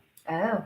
In this post-truth time, tell too much truth and get banned or canceled. Yeah. Like I said, I worry about it, especially just because of some of my videos. Some of the topics like these will never get banned. We're not that crazy, but some of the free man stuff and some of the, Tytler cycle and the illusion of equity and, some of those other videos that I've done, they've never been taken off, but friends that own a commercial dairy do target practice the pigeons on the pole barns. Yeah. And I get why. When I was a young man, we used to do that with prairie dogs. I grew up on a horse ranch. And so anytime in eastern Colorado, when we grew up out there, they would, my dad would always give us a rifle and tell us to go hunt the prairie dogs. And we would just lay on our bellies on a blanket and just shoot them all over the field. Jeez. Slow filters are a good way to clean up water. Good way to clean up water. Yeah. How to make a slow sand filter. Thank you, Evie. Jules, in that case, it's time they got to go. Yep. Any tips on getting old T-posts out? I'm digging by hand. But they are over 3.5 feet in the ground. Yeah, you can actually use leverage to get them out. Do you have a bumper jack? So what I would do is I would go take if it's having a real hard time. Well, first of all, I'd go get my skid loader. Right. But beyond that, I would go out and I would get my bumper jack or really any jack. There's a tool to do that too. They make tools for it. But if you have any kind of jack will work too, because we can just wrap a chain to it and just jack it up and it'll pull it right up out of the ground. Big Kid said I banned myself from Facebook. Yeah, you and Jules get along good because I think she got banned too, but I don't think she did it. Late, you guys, but I am here, says Dorothy. Hello, Dorothy. Hi. Love the background. Yeah, we for those who have joined us since the beginning and didn't hear the story, we're on a red day for our solar system. We have had no sun. We're going on 8 or 9 days now, and so the system's getting weak, and so we're doing it from the laptop because it takes way less power to run. Arthur says, Tag, do you know the name of the product that you squeeze out of a bag that then foams up and hardens like concrete? Yeah, I don't know the name of it off the top of my head, but I am kind of familiar with this, and I'm not a big fan. They make it look all pretty on TV and all of that kind of stuff, and then at least in my experience, the first time a cow leans on it, it's over. Someday the simple things that help each other will be banned. Oh, for sure. It's all about control, right? Wetland followed by a sand filter claims to purify water as it goes through the plants in the wetland. This is used with a septic system, but may work for just water. I can't wait to play with that kind of stuff. Yeah. Once the marketplace gets going on Facebook, I can finally get rid of my Facebook account. One step closer. Go on to Freesteading and quote on that post. Like I said, I put a post out about the marketplace, and if you can't find it, just go to my community. The Life Done Free community, and it's right there. How long ago was it? Yesterday, day before. Oh, so it should be. It'll be right towards the top. And speak your piece in there, because I'm trying to get enough understanding of the need for the marketplace before I go spend a whole bunch of money. SG says, no skid, T-post puller not working. Thanks, I will rent a bumper jack. Well, here's the other thing, actually, any kind of jack. Get the jack out of your car. Because the fact wrap it low. Yeah, just wrap the chain around the bottom of that T-post and wrap it around your jack and just lift it. It'll pull it right out of the ground. F-Book banned me 5 years ago for talking about my bug out bag. Yeah, I know people who have been who had done this exact same thing for 5 or 6 years, and then all of a sudden one day they got banned, even though it was the same kind of message. That actually happened to Spags from Spags Unfiltered. Really? Yep. He got banned? Yeah, he got kicked off for a while. I don't know if he's back on. I don't know if he ever went back on. Yeah, I don't know. Let me see here. Facebook, Evie says, locked me out 4 years ago for saying my company had Thieves products on sale for a week. I said, screw it, and never went back. Why don't you talk about Thieves? You use Thieves all the time. Is that what she's talking about? I think so. Like Thieves is in like oils? Mm-hmm. And Facebook kicked you off? Yeah, it makes no sense, huh? No. Mm-hmm. No, I like Thieves. Yeah, cleans primarily with Thieves. Oh, the household. Yeah, I clean everything with Thieves. That's all I use. Yeah. To separate littles from pigeons, in a month, I had 5 pissed off neighbors because the pigeons would sit on their roofs waiting for me. SG says, Daniel Strong, we tried that, and they are, I can hardly see that, archaeological. I think that's what it says, in nature. It's just small. I don't even know where you're at. Yeah, right there. Let me see. Drums Live says, we call it being in Facebook jail, and it's usually about a week to 10 days. And Join Hair says, Thieves smells good too. Mm-hmm. Yeah, you use it everywhere, don't you? Yeah. I'm going to move this so you can. No, I just can't see. Is that better? No, it doesn't make my eyes any closer to it. Let me see. I use Thieves household cleaner for just about everything, Yaya says. I didn't know that. Oh, I didn't know that either. Yep. Yeah. Yeah, B uses it primarily. All right, ready for a new topic? We use the toothpaste. Nope. We use all the household products. Yeah. See, Joel says Facebook censored me every other day for 24 hours for over a year. Then the HB, or the Facebook dump in October 2020 came out, and there I went. I've tried to get kicked off Facebook and nothing, and I'm very opinionated. You don't say. EB says, yep, Young Living Thieves essential oil and cleaner and such. They probably thought I was colluding to raid something. Yeah, Thieves smells real good. Also good for what face hornet stings. My Facebook account got locked for not using it for so long. Yep, you go, Arthur. All right, so you ready for a new topic? Sure. Okay, so the UGS calculator, which is something I've been working hard with Jeremy, and if you guys, anybody doesn't mind doing it, if you go out to Freesteading and find Jeremy, he has helped me build white face hornet. Okay, helped me build the calculators, and so it's becoming very, very dynamic. So like it takes into account, food and energy and shelter and water and your community and security and if you have any vices, if you smoke or drink or any of those kind of things. So you can get negative points and positive points. And so we're trying to figure out now, it's this big spreadsheet. We're trying to figure out now is how to make it look pretty and how to make it useful. Because right now it's just complicated. And then how are you going to get it to people? How can they? I'll put it on Freesteading. Okay. And then they can just download it. Like a Excel file or something. Okay. Yeah, I don't know if we'll keep it in Excel. That's what it's in right now. Plug in their numbers. Yeah, but it's really cool. Yeah, I can't wait to share it with everybody. Let me see. Chrissy says, about 2 years ago, I lost my group, Arkansas Patriots, and my own personal Facebook profile page completely removed at the same time, no warning. I posted a video that was actually a live televised video. Well, it's just they didn't like whatever it was, right? Mary Michelle says, where do you get your thieves? So B is a rep for Young Living. And so she just orders it directly from Young Living. It just comes monthly. Yeah. Let me see. Joint Hair says, Evie, I use Young Living oils too. Yeah, B uses them for all kinds of stuff. One Step Closer says, tag, this is Jeremy. Thanks for the shout out. Yeah, okay, guys. So One Step Closer. I didn't know that was you, Jeremy. Rock on. So Jeremy is a stud. I'm telling you, this guy is an absolute stud. I gave him a super hard project, and 2 hours later, he sent it back. And he didn't say this, but what he really was thinking was, bitch, hold my beer. Because it was just badass. I mean, he just blew it out, you know. He did a very good job. So we just got to figure out how to make it a little more friendly and useful, because I'm afraid people will go, oh my goodness, that's a lot to fill out. And it is. But didn't he volunteer? He did. So when I was in Tennessee, I got to hang out with Jeremy just a little bit. And he said, hey, I'm good at this, doing spreadsheets. If I can ever help, you know, let me know. Well, you know, I locked that away in my brain, right? Give me your number. Right. But he's just an absolute stud. And One Step Closer, thank you very much for doing your part, you know. Let me see, Mary Michelle, I'm a distributor. You place orders under a sponsoring distributor.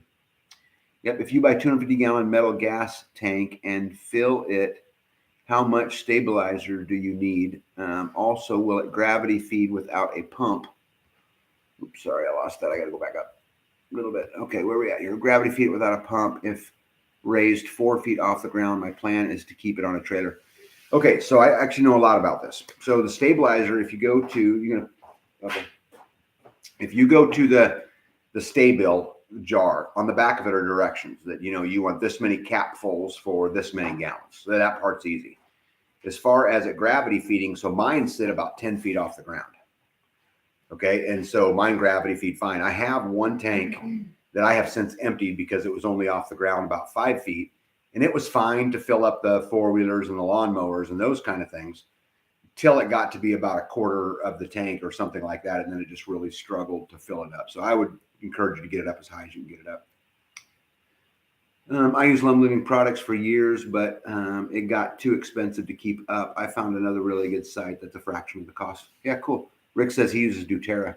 Mm-hmm. Joint Hair says, I'm a rep for Young Living too. Cool, rock on. Dorothy says, I recently hiked a state park with my bug out bag, 6.5 miles. I was pretty sore for a couple of days afterwards. Told me I needed to hike with my bug out bag often. Yeah, could not agree more. Yaya says, pounds and pounds is pain. Ounces is pounds and pounds is pain. That's right. I use some Young Living products and some Revive essential oils. Mm-hmm. Lots of EO reps here. Yeah. Jeremy says, thanks so much for the hard work, guys. Yeah, for sure.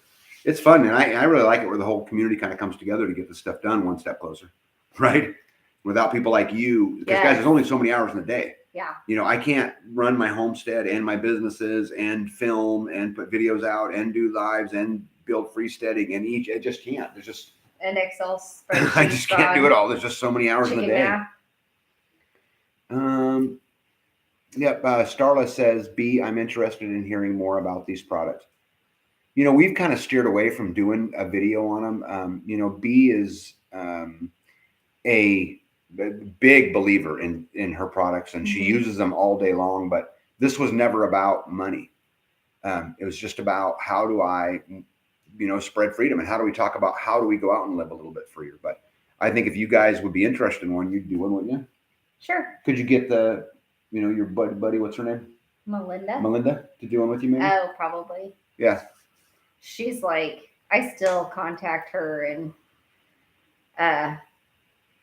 ask questions. I mean, we use them for all kinds of things. So, and you know, with the different companies that have been mentioned, I don't know the differences. I have done research on this company and I trust them because of I'm a see it to believe it type of gal. And I had, I did massages for several years. I had a whole wall cabinet that were just all the different oils that I could get from, you know, the school or from natural grocers or from the internet. And I had a rosemary one time that I had a lady want me to put on her, and it made me sick. It made me nauseous. I did not feel good. I had to cancel the rest of my appointments, my massage appointments, and I went home to rest, thinking that it was her and her energy. But then I had again used that same rosemary, and it made me nauseous again. And so I just thought, well, that particular one, maybe it didn't agree with me. So I had never really had an aha moment with any of the oils that I had used on any of the people through 15 years of massage. So then I had a lady who came over to our house. I didn't really know her. She was, her husband was coming over for something. Mm-hmm. We were having a little get together, and she had this little tiny kit. And I was in a hurry, and I was trying to get some chairs put together for us to sit outside. And I took the two legs of the chair and I just ripped it open, and it pinched me on my arm. And my arm, it punctured my skin, and it just started turning black and blue instantly. Mm-hmm. And she said, I have my oils in the car if you would like me to go get them. And I was like, nah, don't worry about it. This really hurts though. And she said, well, if you don't mind, I would like to just put some on there. And I was like, oh, yes, fine. What do you want me to buy?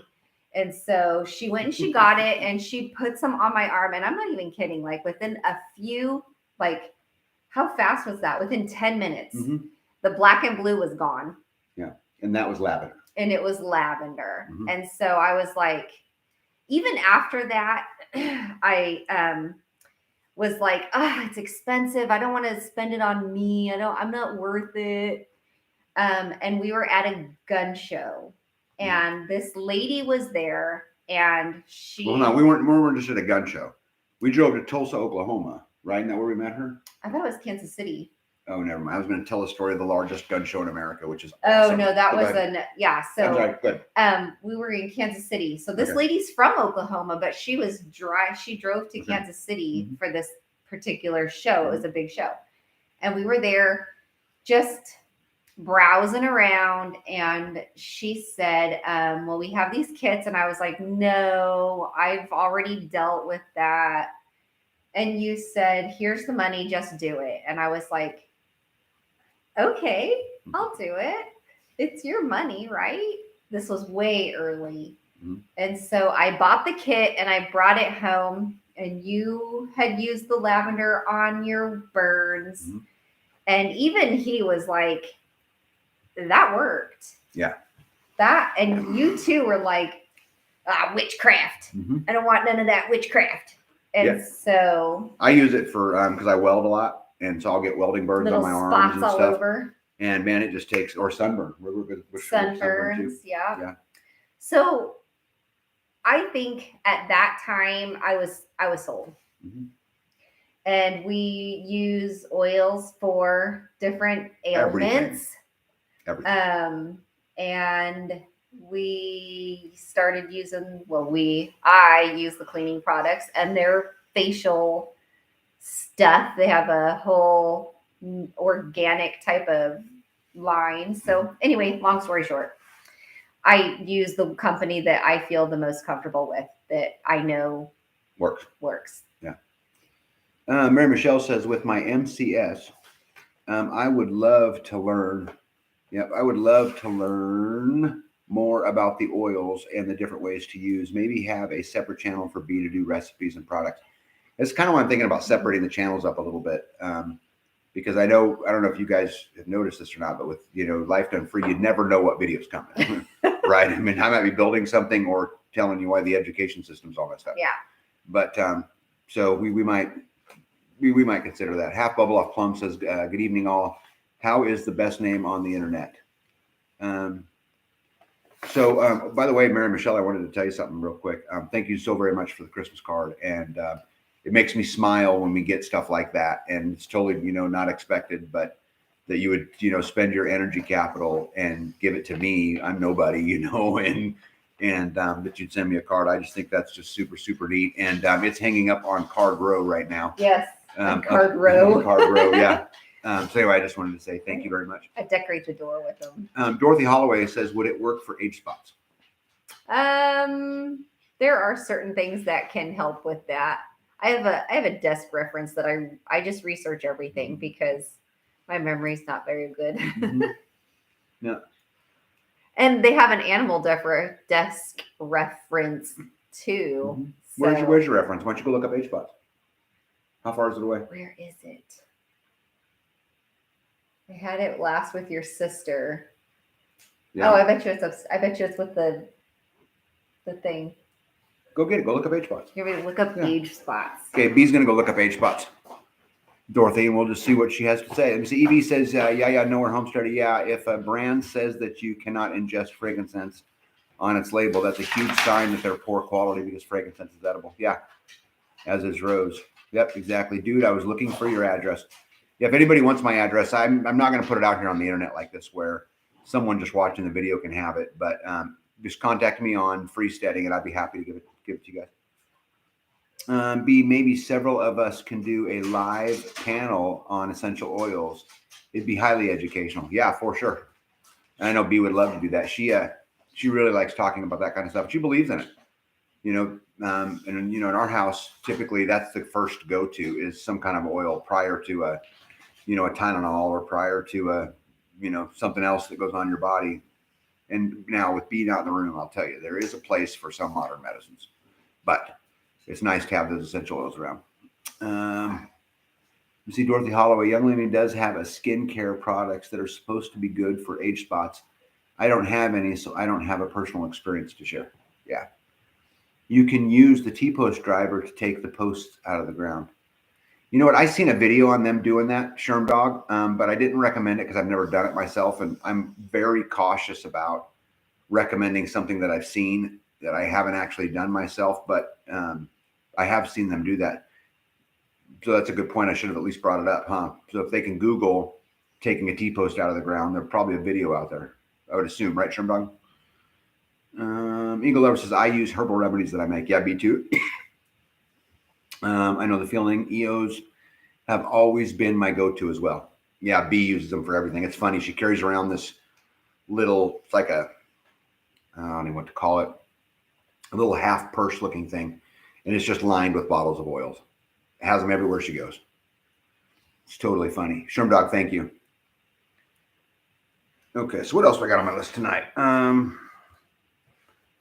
Oh, here she comes. I'll wait to the next topic because here comes B. Jonathan, I like to learn about doing oils and salves and stuff. I know there is a lot of info on the online, but I always feel like I have no idea which of that info is trustworthy.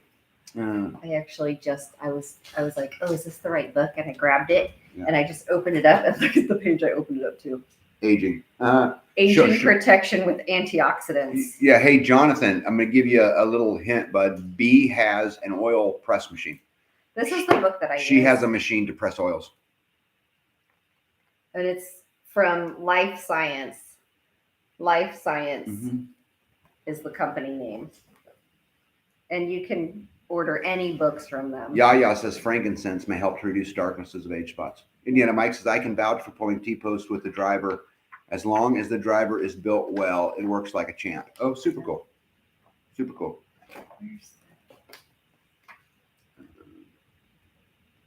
Yes, Indiana Mike. Okay, cool. I have the little 10 bottle zipper case and the XL 100 plus zipper case that I'm working on refilling. Yeah. Yeah. B's got one. Like I said, she takes everywhere. Takes what? Your little oils, your little voodoo pouch. Oh, my briefcase? Yeah. Stars and frankincense is good for age spots, Starla says. Is that what you're getting to? Well, when in doubt, frankincense. Yeah, when in doubt, frankincense. In the meantime, time to listen to more while I load some mags. Hey, that's a good hobby. You know, Jonathan, I like to reload. Maybe one of these times, if you get some time, I'll sit down and do some reloading with you. Jackie Wright said, I'd love to learn more about herbal remedies and other natural remedies, including essential oils. Yeah, B needs to do more of that kind of stuff because she does a lot of it. But I'm telling you guys, she always says to me that she just doesn't think anyone will find it interesting. And that wasn't the goal of it either. So The goal of what? of like, I don't know, getting like teaching. You know, it's kind of like, well, this is what I do. Yeah. Here's how I built the water system. Right. This is what I do with the birds. Yeah. Tabletop says the driver works well. Starlit Oak says carrot for age spots as well. Carrot oil. Mhm. Carrot oil is also has SPF properties in it. Come on. B went to go let the dogs out. Did y'all see Joe Rogan's video cartoon today? It was hilarious. I'll go get the link. Yeah, I did not see it. I was working all day in the house, just trying to get stuff ready and cleaned up and all that stuff. I have used the T-Push driver, and it works on most posts because of my strength. The really hard one, I use my husband, laugh out loud. Yeah, I've never tried that, but I have seen that video. See, Big Kid says, Jonathan, I would not load them all or leave them all loaded. Have a few loaded, but let the others rest. Yeah, totally agree. And I also would never load like if you have a 30-round magazine, I would never load it with 30. I'd load it with 20 or 22 or something like that. Don't want to ruin the spring. An apocalyptic moment. See, this must be Joe Rogan's video that EB is posting. Yes, we are going to the range Sunday. I'm just getting ready for that. Yeah, cool. Congratulations on going to the range. I have my own range here on the farm, and I sure love to shoot. It's a lot of fun. We don't do a lot of videos of it because that's usually a really good way to get hammered. Right. Right. Right. So, well, and you don't, there's stuff that goes on there that. Yeah, just leave it at that. Yep. Also, people need to remember to dilute essential oils with carrier oils because they can be too strong. Most of the time, yes. Mm-hmm. You would like to do a carrier oil. Yeah. The opposite of that would be to apply the meat. And yes, it's sometimes too potent. We'll apply the meat. What's that mean? Neat means just on the skin, like no carrier oil, just not diluted. Okay. Neat. So what's a good carrier oil? You can use anything. You could use olive oil right from the kitchen cabinet if you have. That's what you have. But I prefer like a almond or a coconut. Yeah, I use a lot of coconut, don't I? Yeah. Yeah. Oh, neat. Okay. Thank you, Evie. Neat says no carrier oil. Yeah, I didn't know what she was talking about. I was given 200 rounds of 308 and 800 rounds of 45 today. Yeah, given 200 rounds of 308 and 800 rounds of 45. Yeah, you do have good friends. Yeah. Jules says, I have coconut oil specifically for my carrier. Yeah. May I ask where you guys have homestead Christmas gatherings? Sure.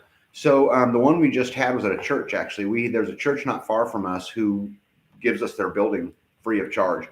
And it's got a big kitchen, and it will sit about 300 people. And although we've never filled it. So we just go to a church, and everybody brings a dish. And that's actually what the Festivus was just, last week? Yes, last Saturday. Yeah. Yeah, just last Saturday. So yeah, we just go to a church. Love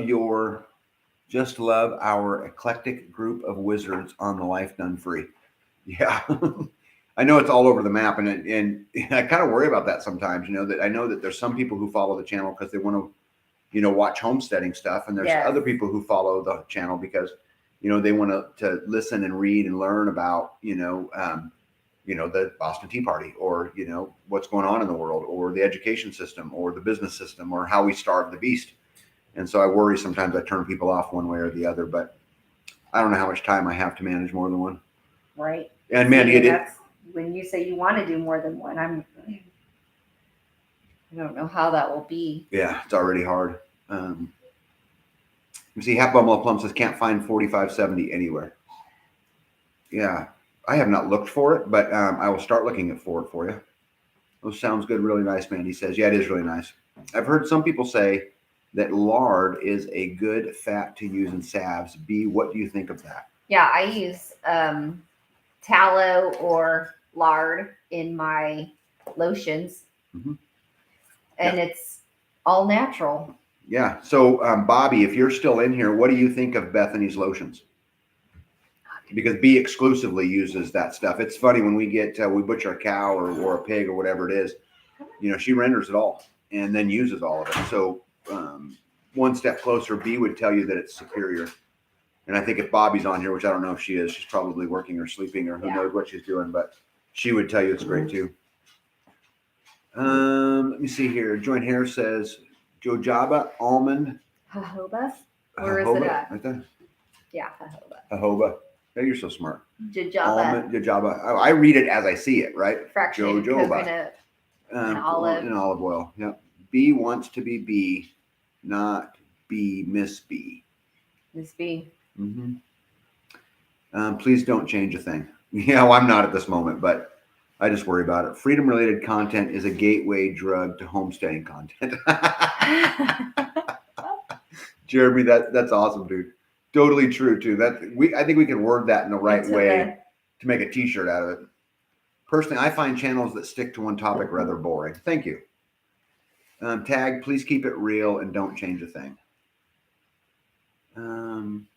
Indiana Mike says 4570. Did I say it wrong, Indiana? Did I just read it wrong? Sorry, the type's small, but maybe I just said it wrong. I don't know. Or maybe Indiana Mike has some 4570. Maybe Indiana Mike is being generous. He has 4570s. Maybe, yeah, that's it.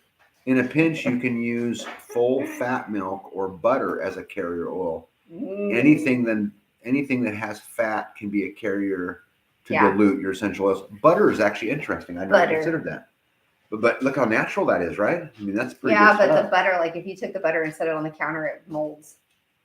I guess if you made sure you rinsed it all, right? Because of the buttermilk. Yeah, but like the coconut oil is just on the counter. The jojoba is just on the counter. Do you use the jojoba? Yeah. I just bought some Azura. I bought almond and something else. Almond. I know. She's like, I want to be with Let's you. say hi. All right, say hi to everybody. Up here. Hello. Okay, hey everybody. That's Miss Lily. She wants to be right in the way. Let me see. Dorothy Holloway says my mom washed her face with buttermilk. Buttermilk. Yeah. One step closer says, do you have to clarify the butter first? No, like clarify it how, like wash it. You wash it in order for it to be, because if you leave the butter milk on the butter, it does spoil faster. Yeah, ghee. Someone here says ghee. I never made ghee. Mm-hmm. I can see Little again, please. Lily? Okay, come here, Lily. Oh my gosh, are you picking her up? Okay. Lily, right here. Lily. Oh no. Okay. Here comes the other one. Look, Lily. Here comes the other one. Say hi, that's Lily. That's old girl Lily. Oh no, here he goes. Come here, Panzer. Hurry up. Put her down. Okay. Put her down. Okay, there you can go. Come here, Panzer. Panzer. Come here. Now they're wrestling. Come here, Panzer. Come here. We want to tell everybody hi. Come here. I don't want to. This is Panzer. Oh, okay. There you go. Put her down. Okay. Let me see here. Where are we at here? Go down. Okay, one step closer. Yes, that would be a good idea in my humble opinion. Yep. Clarified B. Oh, ED says clarified butter is ghee. Oh. Cool. Jules says, you showed my baby and Jess laid up on my shoulder to see too. Yeah, they're good dogs. They're getting pretty old though. I have 12 cups of ghee in the pantry, but I don't have buttermilk. You want me to try washing my face with it? Yes, Jonathan, we do. Try washing your dishes with it too. He's kind of the dish guy, right? Wasn't a Panzer a small tank? Yes, it was. And when we got him, that dog was from the very beginning was just a meathead. He was just full of muscles. Yeah. Yeah. And so he got Panzer. And Lily, when we got Lily, the lady handed her to B and said, this one's got to go. Yeah, she was $100. Yeah, so you got to take her. And she was only 6 weeks old. They were trying to get rid of her as fast as they could. And as soon as we brought her home, she started tearing into balls of yarn and tearing up everything. Chewing on everything. Yeah. Lily would be how old? I don't know. She's probably 11.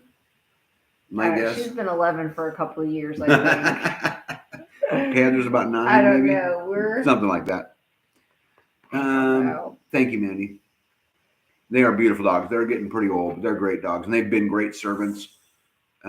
Says Jazz is a senior too. Tag. Do you think they're too old for a play date? No, my dogs absolutely play with them. They still run around and. Oh yeah, my dogs kill things all the time. They're still out there chasing. They're still doing those kinds of things. They just sleep more.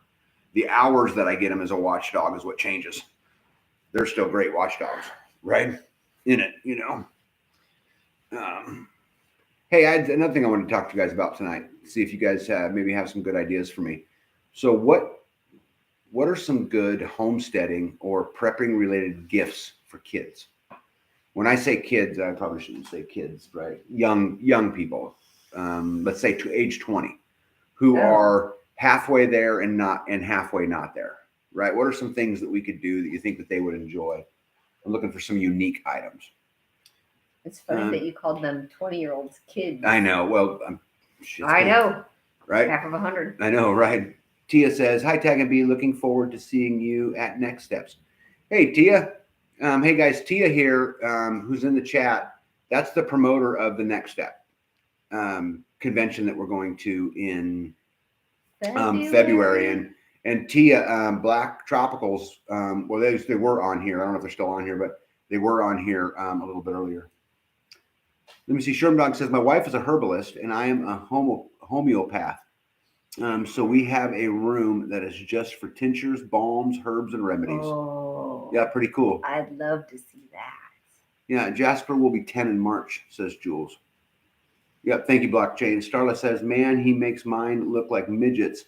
We have 3 Chihuahuas. One, what's that word, baby? Right there? Yeah. Chuny, and a half German Shepherd, half Chihuahua." Oh, but that's a combination. And no, I don't know how that last one happened. But looks like a German short hair. Mandy, Lily, the dark one, is a female, and Panzer is a male. A telescope. I don't get it, Arthur. It must be to another comment. One step closer, knife making kit. Oh, no, we're talking about the gifts. Yep, a telescope. Cool. Okay, now I'm following. A knife making kit. Yep, that'd be cool. Rick, a knife making kit. Yeah, that's really cool. A scrapbook of headlines of the past couple years ought to do it. I salute you, Jonathan. I salute you. At that age, they have not have their own pressure canner yet. Oh, probably not. Yeah, some of them maybe. That'd be a good one. A crossbow. Tag, how about some kind of DIY kit for some type of items the kids already like or enjoy, like a knife or a gun kit? Yep. Soap making kits would be fun thing for kids to do with supervision. I would agree with that. Chewini is the pronunciation. Okay, got it. Chewini.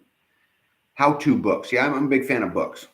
Yeah. A hoe or a rake with a garden seeds. Yeah. Spud guns are good gifts. I actually think they would like that too. Jonathan, that may be too powerful of an age and age them prematurely. Part Chihuahua and part Dachshunds. You see, for children, find out what their hobbies and interests are and gauge. Yeah. Mushroom growing kit. Yeah, actually bought my mom one of them this year. A basket of beginner seeds with tools. Yeah. Tennessee Patriot, I wash my truck in the nude. I wash my truck in the nude. Well, I guess Tennessee Patriot, I would say go you go. And if that makes you free, I'm all for it, man. Keep washing it in the nude. Tia says, homestead, any kind of solid traditional woodworking tools might be good. Woodworking. Yep, I bought them a lot of tools already. I'm just trying to find something more homesteady, more prepping, and a pair of rubber boots. That's actually a good one. Yeah. Pair of muck boots. Yeah. Right, or something like muck, or one of them, which would be pretty cool. Yeah, because that's something that they wouldn't probably go buy from themselves. Probably not. Yeah. But if you need them, they are so handy to have. Handy. Yeah. I would actually, I'm free bowling brother homestead style. Hey, you go, Tennessee Patriot. Jules, ours is the body of a German Shepherd and short like a Chihuahua. Okay. Mm-hmm. Well, that would depend on if it's for male or for female. Yeah. Oh, got it. I'm specifically asking for males, but I think it would be a good topic anyway. So maybe we can talk about both male and female, but I am specifically asking about male. Leather working kits. Oh, I like that one. Yep, I like that one a lot. Tennessee Patriot. Just get them in the wheels, deep like. Yeah. Tia says, I was going to write something and send it before I was ready. Oh, okay, cool.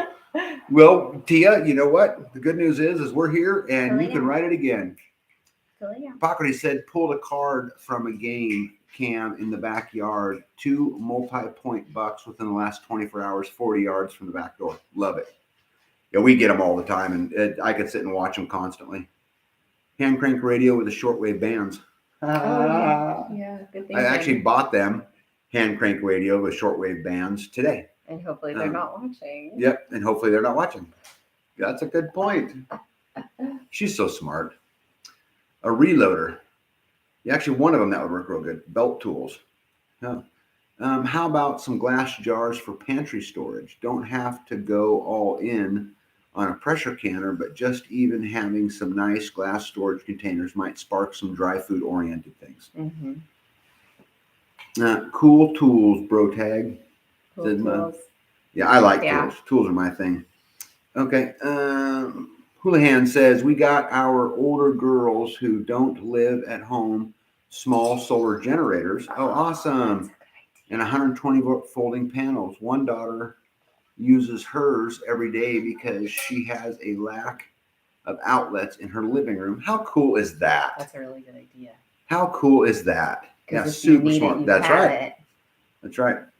Right. Tia says, I like Square Foot Gardening book with seeds for new person starting. Can grow a lot of different foods in a small pace. Good for learning. Yep, totally agree. Hippocrates says a red riding BB gun. Well, the problem with that is that one of my, we're talking about my 2 sons. So one of my sons is a veteran. And my other son spent 7 years, how long? 7 years? Selling guns. As an arms dealer.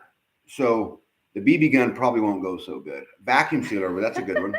Rick and IFAC, that's a good one. We bought a small wood stove set up with a pot plate for camping. Fits in a backpack. Oh. Love that. All right, guys. I'm giving a prepper bucket starter kit for a dirty Santa gift. Rice, beans, canned food, and some Spam with a little junk silver in there. I want to see my non-preppers fight over it. An Adreno kit. That's a good idea right there. You even know what that is? An Adreno kit's like a little, like building your own computer stuff. Solar oven. That's a good one too. I can see one of them doing that. Yeah. Problem is that their age, they're probably not going to take the time to go work on a solar oven, right? They're both got careers. They're both, teach them all to cook from scratch and other skills that you have. Your time can be the most valuable gift. Mm-hmm. Yeah. I totally agree with that. You'll shoot your eye out, kid. Yeah. I'm not real worried about that with my 2. They're, they actually are hard to keep up with now. My younger days, they're buying new guns. Right. Right. I've gotten guns. Several years. Yeah. Several years in a row, I've gotten guns. So, yeah. Grow lights and a book on indoor hydroponics. Actually, I could see. Yeah, I could see both of them. I could see them doing that. Yep. A sling bow would be awesome. Yeah. Well, and they one would has like a all crossbow already. Yeah. Yeah. They grew up with me. So, I started them off with a 22 AR at a very young age, and they shot with that for a long time. Yeah, the first K-bar at 8. Yep. And then as time wore on, eventually when they got to where they could do it and they were safe and they did all the things that I asked them to do, I went and bought them their own AR, and I had it custom Duracoated with whatever that was, particular to them. Right. Yeah. Bee's AR has her wedding flower. Plumeria flowers. But in camouflage color, guys. Okay, it's camouflage color. It's tan and it's browns. Yeah, it's browns, different shades of browns, but the pattern is all her flowers. And one of my sons has zombies on his, and it's all camouflage colors. Yes. Right. His has green in it. His has some green in it. Yeah. Yeah. Tia, I knew it was a reference to the Christmas Story. Yeah. And Instapot. I think they probably both have those, right? Yes. Hippocrates. Well, he bought me mine, so yeah. Oh yeah, probably do. Yeah. My first MIG welder kit. Yeah, they both love that. One knows how to weld already, so that would be good. Yeah. A wind-up watch for a good prep. Actually, that's a good idea. Yep. Oh, yeah. Yep. Tendency favorite watch your words, please. I must have missed something. Eagle lover. I don't know what was said. Tennessee Patriot, watch your words, please. My bad. I thought we were talking about teens. Yeah, that's kind of my fault. I call them kids. You call them kids, but they're well into their adulthood. Yeah. I mean, 30. Yeah. Pert near. Tia says she wants a freeze dryer. Yeah. God, we would love to have a freeze dryer, but because we're off grid, we just can't have one. Because the problem is at least from what I have been told in trying to talk about getting one, is you can't stop the cycle. Yeah. And I can't pull big power at night, when there's no sun out. Not right now. Mm-mm. And sometimes you have to do it for what they say, like 2 and 3 days even. Yeah.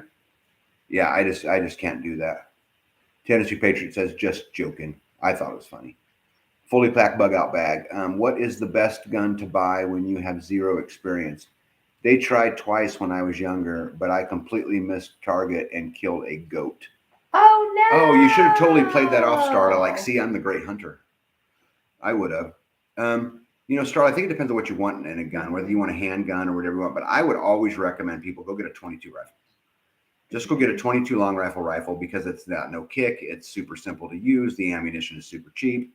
And so you guys know, too, it's the most common gun used on my farm because it's varmints, right? Whether it's a coyote or whether it's a fox or whether it's a raccoon or a snake or whatever, it's kind of the go-to, So I would get a 22 long rifle like a Ruger or something like that. Sherm dogs, they rent out their freeze dryer. How cool is that? Oh. Well, you can also go into a dealer and hold a bunch of different ones if you don't have somebody who and see what you're comfortable. If it's not comfortable in your hand, if it's too big, too small, it's it's hard to. Yeah. So right. Yep. Big Kid says an EU 2000, which would be a Honda generator, to run that dehydrator. Yeah, but now I'm dependent upon the fuel. Yeah. Right. I'm not fixing the problem. I mean, I want to build a big solar dehydrator and do some of that kind of stuff. I'm trying to steer away from adding to the complexity or the things that I'm dependent upon the system for. Right. Trying to get away from that the best I can. Amy B says, Starla, 22 is a good starter. You can use ammo. Oh, shoot, I missed it. Oh, fast. Yeah, that blew right by me. But I wanted to get to it. Can you do that? Yeah, I can do it. It's just not as convenient as the other one. Okay. Starla, 22 is a good starter. You can use ammo in both rifle and handguns, and it's an excellent practice tool. Could not agree more. Just to learn how to handle guns in general, pretty much any kind of 22. Yep. I hated my 22. Did you? I always stovepiped it. Yeah, I love them. They're great little guns. Yep. Parker's Garden says, Starla, with an instructor, especially at a range, you can likely try several to see what fits. Yep. Yeah. Yep. I have tried that, but I tell them my experience and they won't help me. Yeah, go to a different range. Tia says, I prefer my 38 special.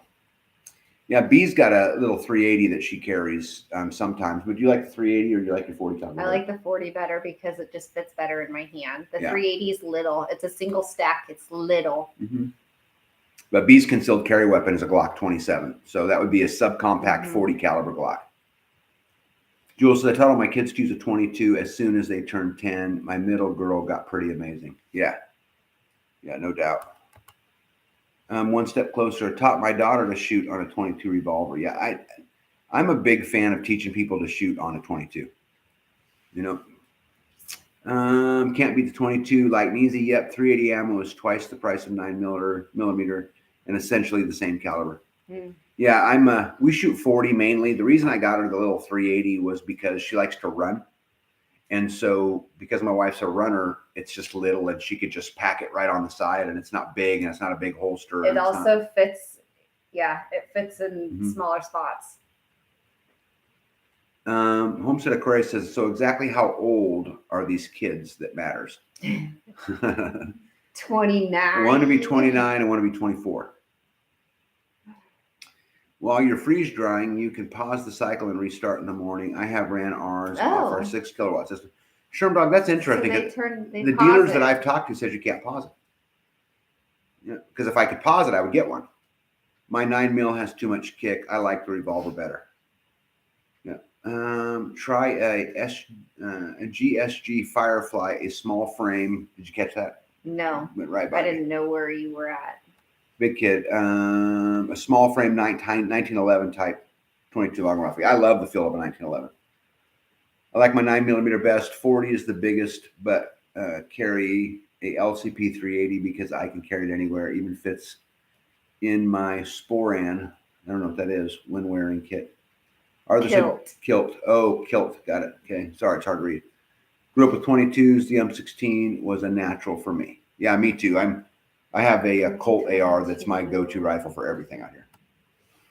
Often said before, the everyday carry that's right for you is whatever you actually carry.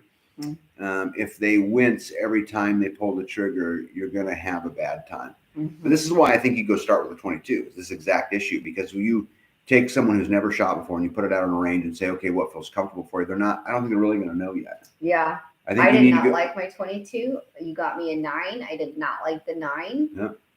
Right? I had a Taurus. Expensive. Yes. And I did not like that. We gave it to your dad. Yep. And then I got the Glock. Yep. And that's the one I prefer. Yep.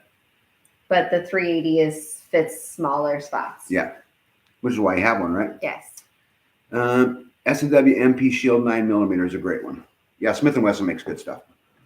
Guys, the reason why I use Glock, and I don't want to get into a huge debate over guns because we could get into the AR or AK argument all day long, but I like the Glock because the purpose of a handgun is to get you to your rifle, nothing more. And so my handgun, I want to be the throw in the mud, run over it, fill it full of sand. No matter what happens, it's going to shoot every single time. And so that's why I like my Glock and why I probably will never change. Well, and we both shoot the same caliber. So that we don't have any hiccups, because we have seen a hiccup in the past with another family who he carried a 40 and she carried a 9, and she went to take her test and took her pistol and his magazine. Yeah. And she shot the 40, or she shot the 9 through the 40. Through the 40. Yeah. And it mushroomed the casing, and they were like, and this was at a range. Stop. Actually, she was doing her concealed carry. Yes, right. She was trying to pass. Half Bubble Off Plum says, B, that's my winter daily carry is a Model 27 Glock. My summer's a Ruger 357. Just out of curiosity, Half Bubble Off Plum, why do you change? Because it probably fits in different clothing. In the wintertime, he's got more clothing, right? Yeah, maybe. And in the summertime, it's probably in shorts and a tank top. Yeah, maybe. I would say a Ruger 357 snub nose is no smaller than a. Oh, okay. But I'd just be curious. Amy says, Life Done Free has a surprise in every box. Yeah, hopefully. Rule King has a 22 long rifle cowboy pistol for $98 on sale. Yeah, what a great way to start right there. I love my 9s. 40 isn't a lot different, but it was stolen years ago. Yeah, I shoot 40 primarily as my carry weapon. 380 is good. 22 is a wonderful gateway learning caliber. See, I agree with RN. I absolutely do. You remember all the trouble I had with that, though? Yeah. So what was the problem? Babe, first of all, 22 long rifles are rim fire versus center fire. Okay, so you're just going to that alone are going to get more misfires in it. But here's the thing: it's just cheap. And it's easy to shoot. Yeah, but if it's not reliable, then it's not reliable. It's not if you're constantly you're constantly farting around with it. If you put long rifle in like a revolver, you'll almost never have a misfire. I've never shot a revolver. It's just a tiny little shell, but it's cheap and it's great to learn on. Thank you all for advice, Starla. I'm scared of guns, but that is where my weakness is, and I need to be able to defend myself. A pitchfork is not going to get me very far. I'm going to tell you something, Starla. I could not agree with you more. And I'm going to tell you, you go train. And if you ever get up to this way, I'll train with you. I'm a pretty good teacher, Yes, but we go opposites. We don't. You don't train me. No, not you. I don't, because you don't listen to me. We have to get someone else to bark at you because you listen to them better. But me and Starla would get along just fine. Probably. I might make you cry, but I'm telling you, by the end of the day, you'd be square. Shoot what I ask Yoda. Shoot it. Yeah, ask Yoda. Let me see. Tia says my 9mm is a Taurus. It's too clunky and heavy and kicks. You know, the other thing about the Taurus is it's also got a very long trigger pull, right? Super, super long. And I don't really like that in a handgun. And I think what it makes you do is anticipate. And then that anticipation makes it very hard to hit anything. You have to find what fits your hand, not the cool looking piece. Totally agree. Oh yeah. Totally agree. If I had the perfect world, and I did this with B. So B started learning on when it comes about rifle on a 22 AR platform, right? It was Smith & Wesson 22. And when she got to be super proficient with her, then I got her own AR, but made her use iron sights only. And so I made her use iron sights for 2 years. For 2 years, I would not put an optic on that rifle because she has to know how to deal with the iron sights, right? And once she became super proficient at the iron sights, then we put a nice, beautiful Trijicon on top of it. Now you're golden, right? Yeah. Let me see. Amy B says that she loves her S&W MP40. Yeah. Let me see here. I got to get down here a little bit. Let me see here. Half bubble off right by me. Starla, that's awful. I'm so sorry. More reason to learn self-defense. Yep. And here's the thing, Starla, is just find some local people. I'm telling you, I love to shoot. You know, I'll never film my range or never film shooting down there. But you know what? We shoot all the time. It's so much fun. You know? And if you come up my way, because you're going to drop stuff off to Yoda or whatever it is in your message, come spend some time. I'll go shoot with you. I'll get you comfortable. You know, one of the sessions at Next Steps is on home and self-defense. Yep, I was telling them that earlier. T, if you go back to the beginning of this, we were talking about the convention and Black's Tropical and us, just about kind of what it was about. And then they put some links in here so that people could find it. Missy Packrat says, Tag, I'm glad you're getting good service out of your gun. There has been talk about the kaboom unsupported chamber defect of long standing with no recall prompting a class action lawsuit. I did not know that. You're talking about with Glock? Packrat, advise. Well, I can't see what that picture is. 2 big cases. What's that picture? I can't see it. Tag, too big. And there's a picture in there. Cases, gun? Gift. I can't see it. It's too small. It looks like a little gun. Yep, I love my Springfield XDM. Yeah, those are nice, especially because of the grip safety. I use it for my concealed carry. Oh, good. Ladies, I swore years ago that I would never be a victim. I have avoided this twice with my constant 38. Yep. Unfortunately, guys, the police are not there to stop a crime. They're there only to clean it up. So if you're scared of a gun, you better go do something with it, right? Go find out. I'm telling you, go find somebody. Come find me. I'll shoot with you. It's not scary. It's a tool. It's no different than a hammer, you know? I've never used a scope, but now my aged eyes are causing me to consider using them. Mm-hmm. Yep. I think what I like specifically on an AR or a similar platform, I like optics that allow you to do what's called co-witnessing. Mm-hmm. And so what co-witnessing means, for those of you guys who don't know out there, it means I can see my iron sights through my optic.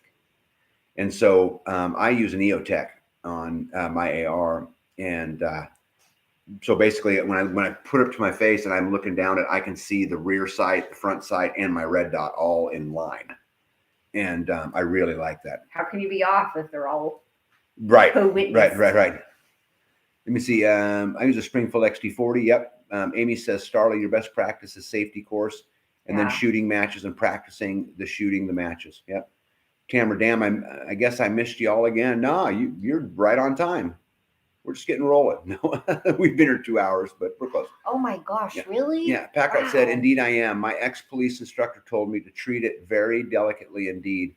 I've always carried a thick binder of the incidences and recall notices on that band, many from LEO reports. I have never had a problem with them. And the Glock that I carry, I've been carrying for the same one for 10 years. I mean, it's been great. Bickett says, funny story about 1911s. I always hated the way they look, flat slab, side, and underpowered, but I found out I am the most accurate 1911s and now have a couple and carry one every day. Mm-hmm. Yeah, Rick says, I'll shoot with you. I love to shoot. Like I said, guys, I'm never going to put it on camera. I don't say never, but it's unlikely that I'll put it on camera. Come on down and shoot with me in Central Texas. I need a scope for my AR. I love to shoot. and I'd like any excuse to go see my sister. You see, in California, they're so strict and assume the shooter is bad. Of course they do. It's California. Be dropping knowledge with the co-witness reference. Yeah. Co-witnessing is a big deal, in my opinion, because how cool is it that I have both optics, right? Thanks for the advice. Now, is a 22 a rifle or a pistol? Sorry, I'm very intelligent. No, it's neither. A 22 is neither a rifle or a pistol. It's a caliber. So there's rifles that shoot 22 caliber, and there's pistols that shoot 22 caliber, right? And you can get either one of them. If you plan on getting a handgun, I'd go get a 22 handgun. If you're planning on getting a rifle, I would go get a rifle. But so a 22 is a caliber, and it's not a dumb question. Remember, a lot of LEOs are carrying plus loads, more than most everyday carry loads. Oh, that's a good point. It's the state's climate that is bad. Yeah. Depends on what you're looking to do, Starla. Yep, Amy, Thank you. I was stabbed outside a Sprouts grocery store and left my carry in the car because it wasn't allowed to carry in the store. After the stabbing, I never ever leave it behind, and it's always with me. Good for you, Sherm. Sorry you got stabbed, but good for you. Oh, right. Good. Right. Glenn says he carries a Glock 19. Yep. I have a Colt 1911 Combat Commander. I'm spoiled. Yeah, that's a very nice gun. I have experience with that exact same unit and have had no problems. Yep. Tamara Smith, check out Palmetto State Armory for Votes scope sale. Oh, cool. Yeah, Tamara says, I love my Colts. Yeah, my AR I carry, my main rifle I use for everything on the farm is a Colt. 1640, I think, AR, and I use it all the time. Yeah, Vortex Can Squatch says, I think it depends on what you want the scope to do, right? Like, I don't consider my AR a long range platform. So I don't have a big, scope on it that sees way out there, but it just depends on what you want it to do. Tamara, I have one too. I tried reloading for a bit, apparently not careful enough, loaded some 40, not enough to break the sear on the Walther P99. They fixed it under warranty. Yeah, you got to be careful when you're reloading. I do a lot of reloading, and I have a big progressive press and a bunch of single presses. And I like the progressive press because you can just set it in. You're not hand putting the powder in each one. The machine's doing it. Thank you all so much, Jules. How far are you from Amarillo area? And you guys should get together. Just think how much nicer a 1911 would be if 45 ACP was about 300 feet per second faster. Yeah, I wouldn't mind that. Glenn carries my Glock 19. Her name is Liberty. I'm in Florida. That's why I switched. Glock 27 in the winter, more clothing, easier to conceal there. 357 snub in the summer, less clothing to conceal. You were right. Of course I was right. Of course, B's always right, right? I did the same thing. Yeah, I inherited it, or I would have one. Yeah. Yep, I love my Colts too, Tamara. I'm a big fan. Cool. Yep. Starlet says 5 hours. Must be 5 hours away. From Amarillo? Yeah. Was looking at a new holster, was embossed on it. This is my emotional support pistol. Do not pet. Oh my gosh. Yeah. Tia says, all right, y'all heading to bed. I'll go back and watch the beginning of the video tomorrow. Tia, have a great night, my friend. Yep, and I will see you in person in February in Georgia at that beautiful island, and we'll get to sit around together with all of your wonderful speakers, and we'll be able to talk about freedom and how to take this country back and how to starve the beast. Super exciting. Starla's going to email Jules. Oh, good. Yeah, good, Tamara. I wouldn't be able to afford a Colt if not. Yeah, they're expensive, but if you buy a good gun, you pretty much have it your whole life. They don't. I mean, they're not like you. It's not like batteries in a solar system. Right. Right. Yeah, you can get it for 10 years, and then you have to buy them again. Yeah. Yeah. What are you baking me, by the way? We have a bunch of people coming over tomorrow. What are you baking? No, not bacon. No bacon? Nope, not bacon. Yeah, RN says y'all have a blessed night and a blessed week. Yep. Starla says, I laugh out loud, I have a holster and no gun. Yeah, you should do that in the opposite direction or the opposite order. Yeah. I went through all kinds of different holsters till I found the one I wanted. Until it just fit just perfect the way I want it. And I wear mine weird. But yes. I do, right? Upside down. Not that one. Oh, I do that one sometimes too. I'm talking You about. still have it. I have a inside the waistband holster that I actually wear on the outside. But anyway, as the Tennessee Patrol said, I would like to come to the gathering where it is at in Georgia. Sorry, Tennessee. It's the type because we're on the laptop. It's really small, and I really struggle reading it. Where is it at in Georgia? Yeah, where's it at in Georgia? So there's a link. If you go back, Tennessee Patriot, there's a link to nextsteps.info earlier on, and it will bring it up. And I don't know Georgia very well, but it will bring it up and all the locations and all the classes, and they're all there. And I would love to see you guys there. And if you guys do go there, make sure you hunt me down. I'd love to sit down and chit chat with you guys. EB says I have to get going, dozing off. Good night, all. Yep. You have a lovely week too. I have a Colt Luger 22 pistol also. Yeah, Colt's a great brand. Not so much anymore, but forever they were great. Jonathan, cost is the big reason why I got a kit and built it myself. It's not a super premium quality parts, but as long as it's taken care of, it should last longer than I live. Yes, it should. And you know what, Jonathan, I'm going to tell you something. A lot of the, like the lowers, for example, they're, printed out, stamped out pretty much at the same factories. So there's really not a huge difference until you get into some of the billet stuff. So what I would do, even in like a basic AR, I would go out and buy me like a Fel Zero bolt carrier group. Are you talking about for you or for me? Like No. What you did for me or what you Well, did for you? what I did for you was different because you were more concerned about weight. Mm-hmm. So I put the lightest parts I could. So maybe there's some ladies on here they would like to know that because his rifle is heavy. It's not. And heavy. I cannot hold it that long. Yeah, it's not that heavy. Mine is 9 pounds. How much does yours weigh? I don't know. Just a lot more. A little bit. A lot more. EV just put that conference up there. Tennessee Patriot says we're starting in Tennessee convoy in March. Talk about freedom and in the impeachment movement for Biden. Yeah, I think we need to impeach the whole system, unfortunately. It's funny. I sit and listen to, and this is not disrespectful to anybody because I'm flawed and I could be wrong, but I'm going to tell you something, guys. At the end of the day, trying to combat them in the system that they created is, in my opinion, an absolute recipe for you'll never win.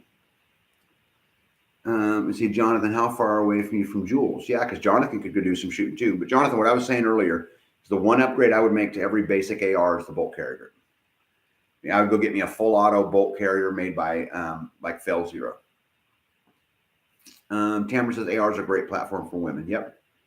Happy holidays, all says truth notifications matter. Yep.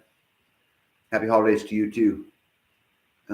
Big Kid, I've got a Colt Para-Ordnance double stack Franken pistol and a match grade Para-Ordnance both 911s, which I have shot competition with. Oh, cool. And carry one or the other daily. Yep. Jonathan says, I don't know, it's 4 hours. Get him a laptop that has a touch screen. I have an ancient Dell that can pull up a section of the screen with a gesture control. I can pull up the top chat pane to full screen if needed. Yeah, this laptop's not very old. So it is a touch screen. You don't know how to make it bigger? No. It has tons of looking to gather people to insight. I don't know. Good older cleaner gifts could be kits to build things, weaving either reeds or fiber, old-fashioned games. Yeah, I like all that. Okay. Jonathan says, I was considering some nickel boron BCG as upgrade to keep the default as an emergency. Jonathan, that's exactly what I do, bud. When I build them, and I've built many, I take the original bolt carrier group out of it. I throw it in my spare parts. I have a big toolbox that has all that stuff in. And then I put a nickel boron bolt carrier group in. I like Fel Zero, but there's a lot of them out there. That's what I have too, right? That's what you have. That's what every AR we have has in it. It is not 10 site. It is a convoy rally. I've been doing them. We have one just about every 2 months. Cool. Convoy. Yeah. We gather peacefully. We have a barbecue and talk about issues and rallies at the end of the convoy. Wonderful. Yep, wonderful. Keep doing it. Aero Precision nickel BCG with titanium firing pin. Oh, I have never used a titanium firing pin, but I might have to look that up. Hey, get them some bagpipe lessons. Yeah. Yeah, could you see that? touch screen with 2 fingers and spread them apart. Oh my gosh. Yeah, but then I can't see the camera. That's better though. Look at that. Thank you. Okay, where am I at here? Oh, right there. Thank you, big kid. Okay. Bee needs to come to Central Texas and help me with my bees. Haven't gotten any honey from my hive yet. Okay, so Bee, talk about honey. How long does it take to get honey? I don't know. We got honey the first year. But we put them in the spring and we harvested in the fall. Mm. So I don't know. They have to have stuff to eat, right? Mm. And if it's like during dark, then you have to feed them. Mm. Not if you don't have supers on at that time. I don't know. They kind of just do their own. They just kind of do their own thing. Mm-hmm. Yeah. Let me see here. Can Squatch says, get some spare parts, springs, firing pins, and a backup BCG. Yeah, I went down to my local gun store, the place that I like to buy stuff at, because they're just super like-minded and friendly, and all of them. And this was a long, long time ago. And I asked them to put 10 of everything in a bag for me. I'm talking about the pins and the springs and so I just built this huge kit that had 10 of everything. It's like a tackle box, right? Now it's a fishing like tackle box. Yep. And then I have all the little parts, this pin, that pin. Well, then you have detent. Like what's the other thing? Oh, that's like with the oils and the cleaning kit. Never mind. That's a whole different kit. Yeah. Starlight, I used to live in Wharton. Okay. I had 10-4 says Tennessee Patriot. I'm not sure what 10-4 is, but I had mine a year. And to Jonathan, this one I built today is 6.5 pounds unloaded, flip ups, no other optics or add-ons yet. Cool. Yeah, I'm a big believer in keeping them simple. My main AR that I shoot does not have a lot of extras on it. A few, but not a lot. That's not the We the People. What's on yours? No, that's an AR-10. That's yours is painted too. Yeah, mine's multicam. Yours is green and multicam. Brown. Yeah. Tamara says I bought a flow hive. Oh, okay. I don't know anything about the flow hives. So is that the one you just turn the nozzle and they come out? It flows. Yeah, Tamara, I worry, and you'll have to tell us if this is right or wrong, but I worry that that's a hive designed to catch beekeepers and not bees. Yeah, I don't know how that works. Yeah, and then the other thing is how you get in and inspect it for, mites and moths and all the things that go on. I think that makes it harder, but I'm not sure. Beetles. Yeah. Amy says we should get sewing lessons with Spags. Yeah. I didn't know he says. United we stand, divided we fall, Convoy right on. Yep. Tamara says an AR-10 is 308. That's correct. An AR-10 is 308. I have an AR-10 and it's a monster. I had it. It's a monster. Yeah, I had it custom built by Krieger and Mega Arms. And so it's all billet and it's beautiful, but I rarely shoot it. Is that the We the People? Yeah, it's the We the People one. It says we the People down the handguard. It's heavy. It is very heavy. In El Campo, working for several months. Have you ever ate at the fish place? Yeah, I've never been there. Tag, I'm having a chat with Tennessee Patriot and encouraging him to be mindful of how he says things so it's cool for the channel. Mm-hmm. Yeah, Evie, I have not seen anything on here that he said that I thought was horrible, but in fairness, I could have missed it too. Yeah. So thank you for keeping an eye out, and thank you, Tennessee Patriot. I don't know what was said, but I can think of 3 reasons against flow, but that's just me.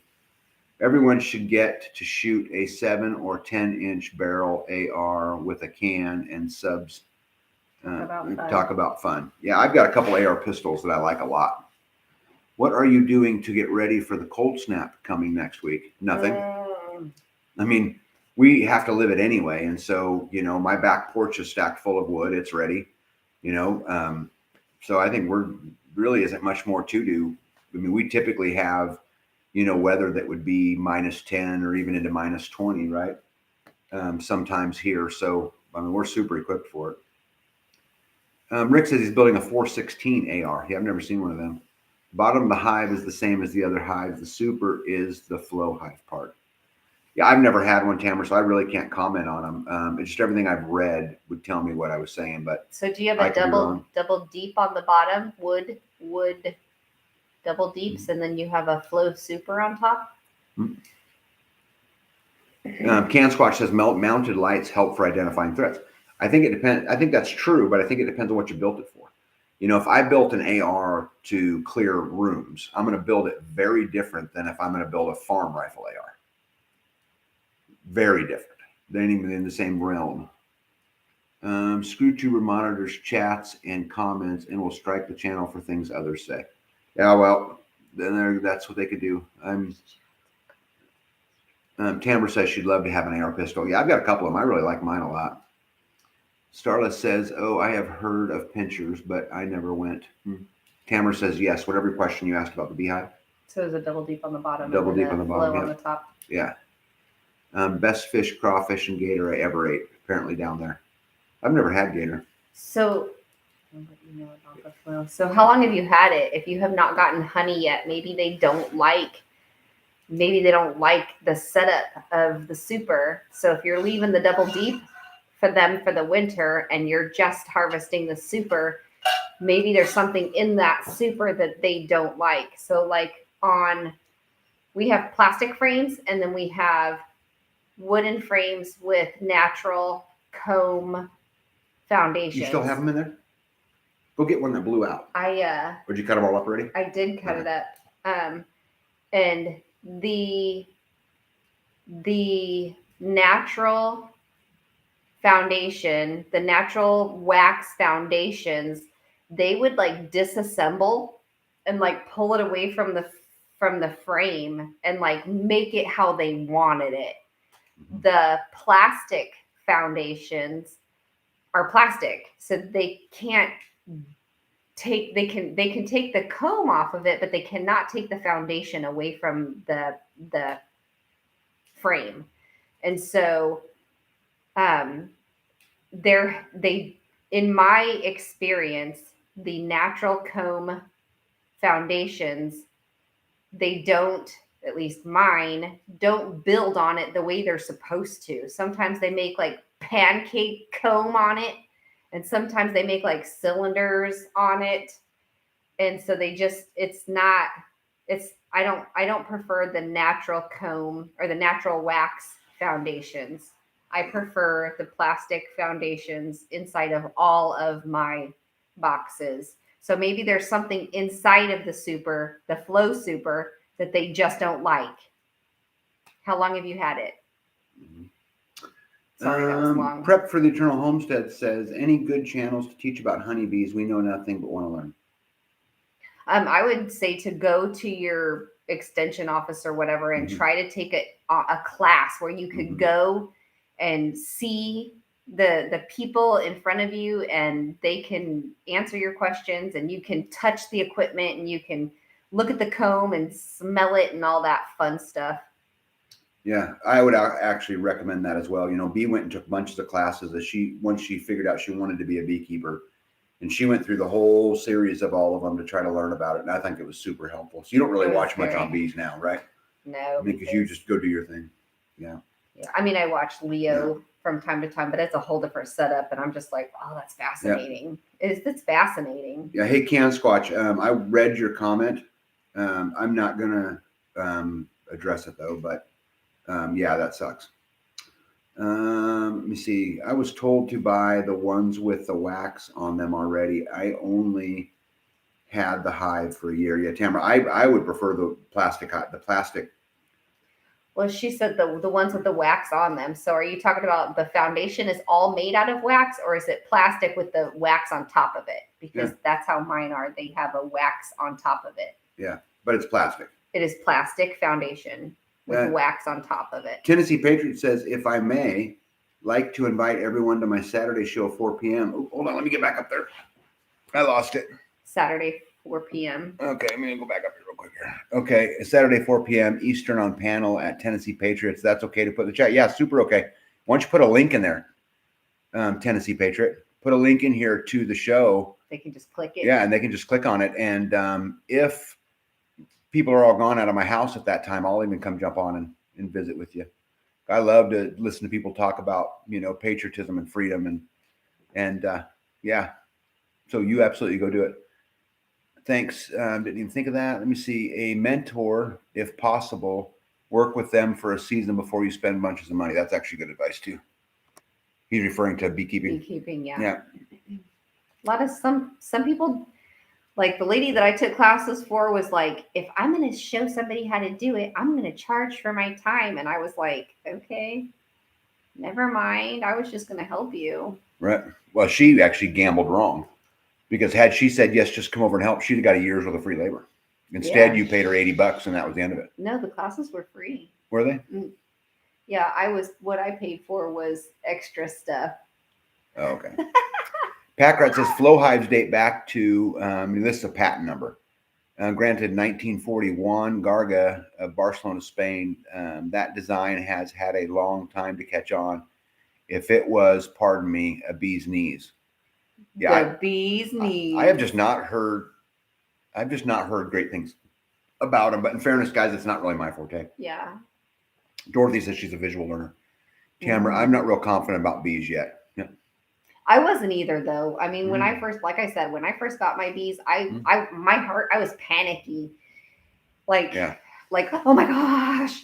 And now it's just fascinating. Yeah.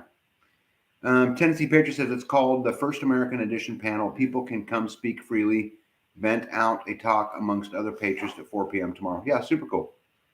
Super cool. And if you get a link in there, I'll encourage people to go do it. Guys, here's the thing is that anybody who's willing to put their neck out there a little bit and talk about freedom, we want to make sure that we're encouraging and supporting that.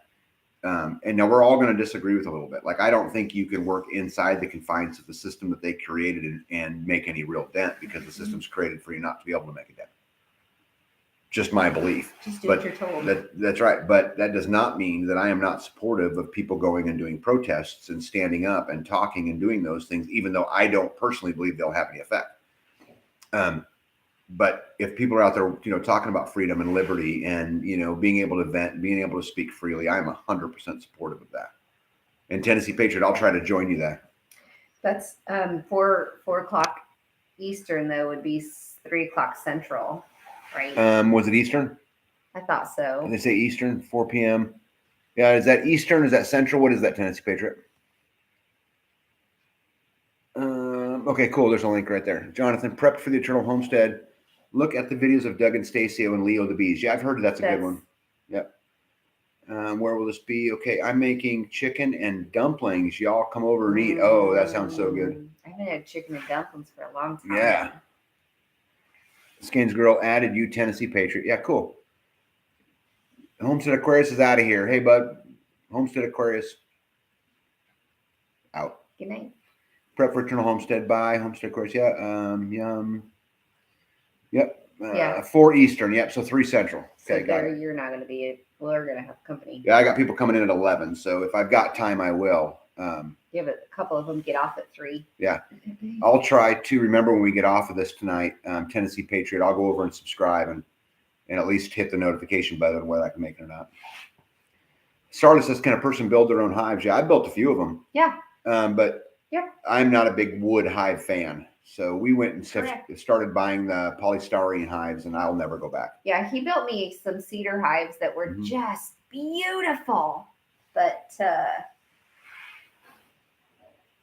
wood like swells and stuff in the falls apart. Arthur says there's a young lady that has a channel about bees, handles bees barehanded and no suit, even gathers swarms barehanded. Yeah. Yep. I will not be doing that. Like ever, never. Yep. Tennessee Patriot says, I thought I would mention my show because I noticed a lot of patriots in here. Heck yeah. And Tennessee Patriot, come back and mention it again and mention it again and mention it again. In fact, Tennessee Patriot, why don't we do this? Why don't we do a video together? How's that? We can talk freedom. I'm in. I'm all about that. Let me see. Amy B says it's a great book. Is Jeff Cooper, The Art of the Rifle? I've never even heard of it. Huh. Prep Fictional Homestead, thank you. Y'all have a blessed weekend as well. Yep. Just saying, because I am a cheapskate miser, free or cheap and DIY. You can absolutely build them. Let me see here. But the time it's going to take you to do so, you might as well just go buy it. Oh, Eagle Lover said, I did 24 cans of leaf immersion shredder today. So when we were on the Zoom on Thursdays, and guys, don't forget there's a Zoom Thursday night, 7 o'clock on freesteading, where people get together and just chit chat about homesteading and stuff. And all kinds of stuff. Anyway, Eagle Lover was talking about how she took her weed eater inside of a trash can and immersion blended a bunch of leaves up for compost. It was great. Mm-hmm. Absolutely great. Eagle Lover, you should watch Hippocrates' video about his grinding up leaves. Yeah, I've noticed that Eagle Lover gives Hippocrates a lot of crap, and Hippocrates gives it back. Oh, are they both in Texas? Is Hippocrates in Texas? No, Hippocrates is not in Texas, but I don't know if he wants me to tell. I know where he is, but that's okay. Let me see here. Tamara says, I live in Central Texas. Come on over and eat. Yeah, I would love to do that. I can't wait to meet more of you guys through the travels, you know? That's why we love this. That's why I love the Zoom so much, because I can actually see who you are and we can talk. And it's not just me. Whoa. Yeah. He took all of his videos down. Oh. Well, I don't know why he would take his videos down. He's a smart guy. Amy B, we need to talk. Yep, I was born in Ted Jumps Life. Funny how a show on YouTube can make you want to go play with your guns, ain't it? Yes. Yes, sir. He took all his videos down. Okay. I saw most of them before he took them down. Okay. Yes, my username is Sue. Okay, so on Freesteading, Starla is Sue. Okay. I need to remember that. You see, precision carpentry for that 3/16 B space. Yep.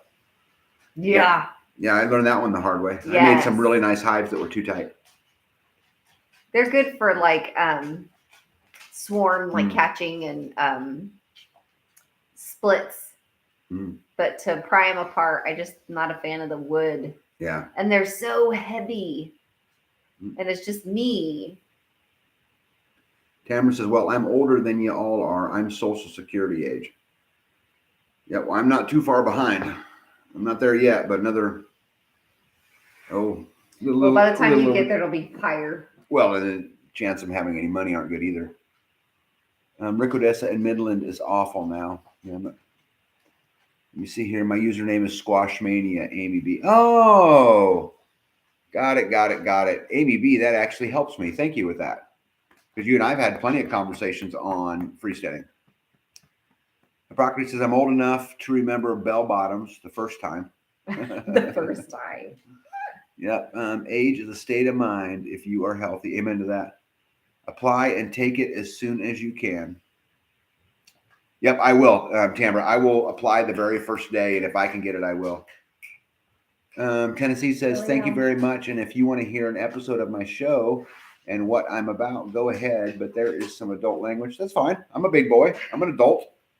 Tennessee Patriot, you're not going to offend me. I promise you, you're not. And, you know, the thing is, I think discourse is healthy. And I think getting enough people with the same mind frame, meaning freedom-loving mind frame, together we can solve amazing problems. And the truth probably lies somewhere in the middle. They don't bother me. I mean, not a bit. Let me see. When I get back on, I will look you up. Waiting on a password link. Okay. Camera, I'm right here with you. I'm Utah Rick on the app. Yep. Oh, by the way, on that time, just because it reminded me with Rick. So the hive and the stapler and all that stuff have all been delivered. Did you get a? I got confirmation. Yeah. Okay. So they should be good to go. Starla's asking, okay, yes, absolutely would love to do a video with you. Yeah, let's do it, bud.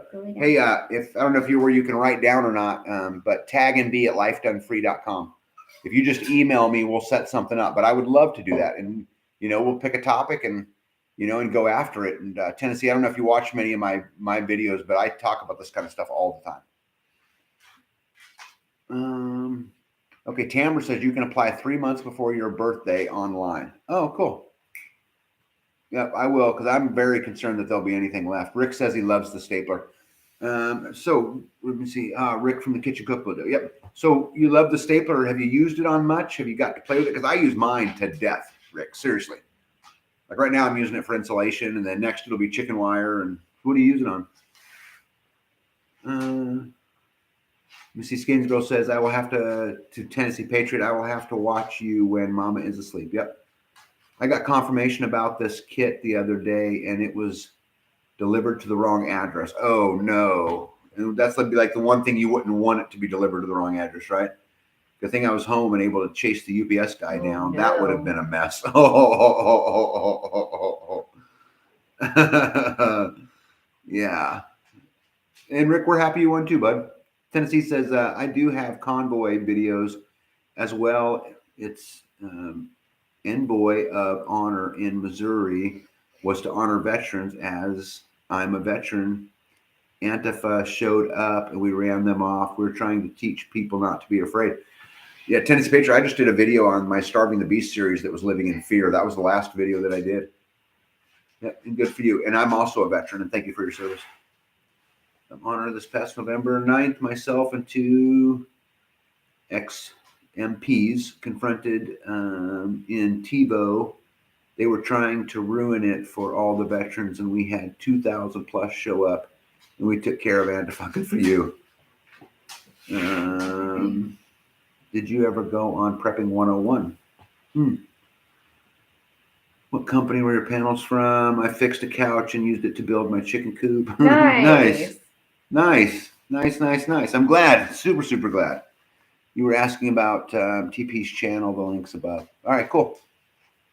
Tennessee Patriot. Yeah, Tennessee Patriot. Just email me. I'm telling you, we'll absolutely do. And I like doing stuff like that. Some of my favorite videos that I've done so far, and I've done, I don't know, 140 of them or whatever so far, have been the interviews with the Terminator and, Kentucky Sustainable Living and deep, American Roots and all of them. I love those ones. Pretty hard to get me upset if we're talking about freedom, right? Yeah. I mean, that's kind of right up my alley. We got a whole bunch to come. Yeah. Oh my goodness. Now it's a whole lot smaller. Yeah, that's right. Hey, so you got anything else you want to talk about tonight, babe? I got through all my stuff.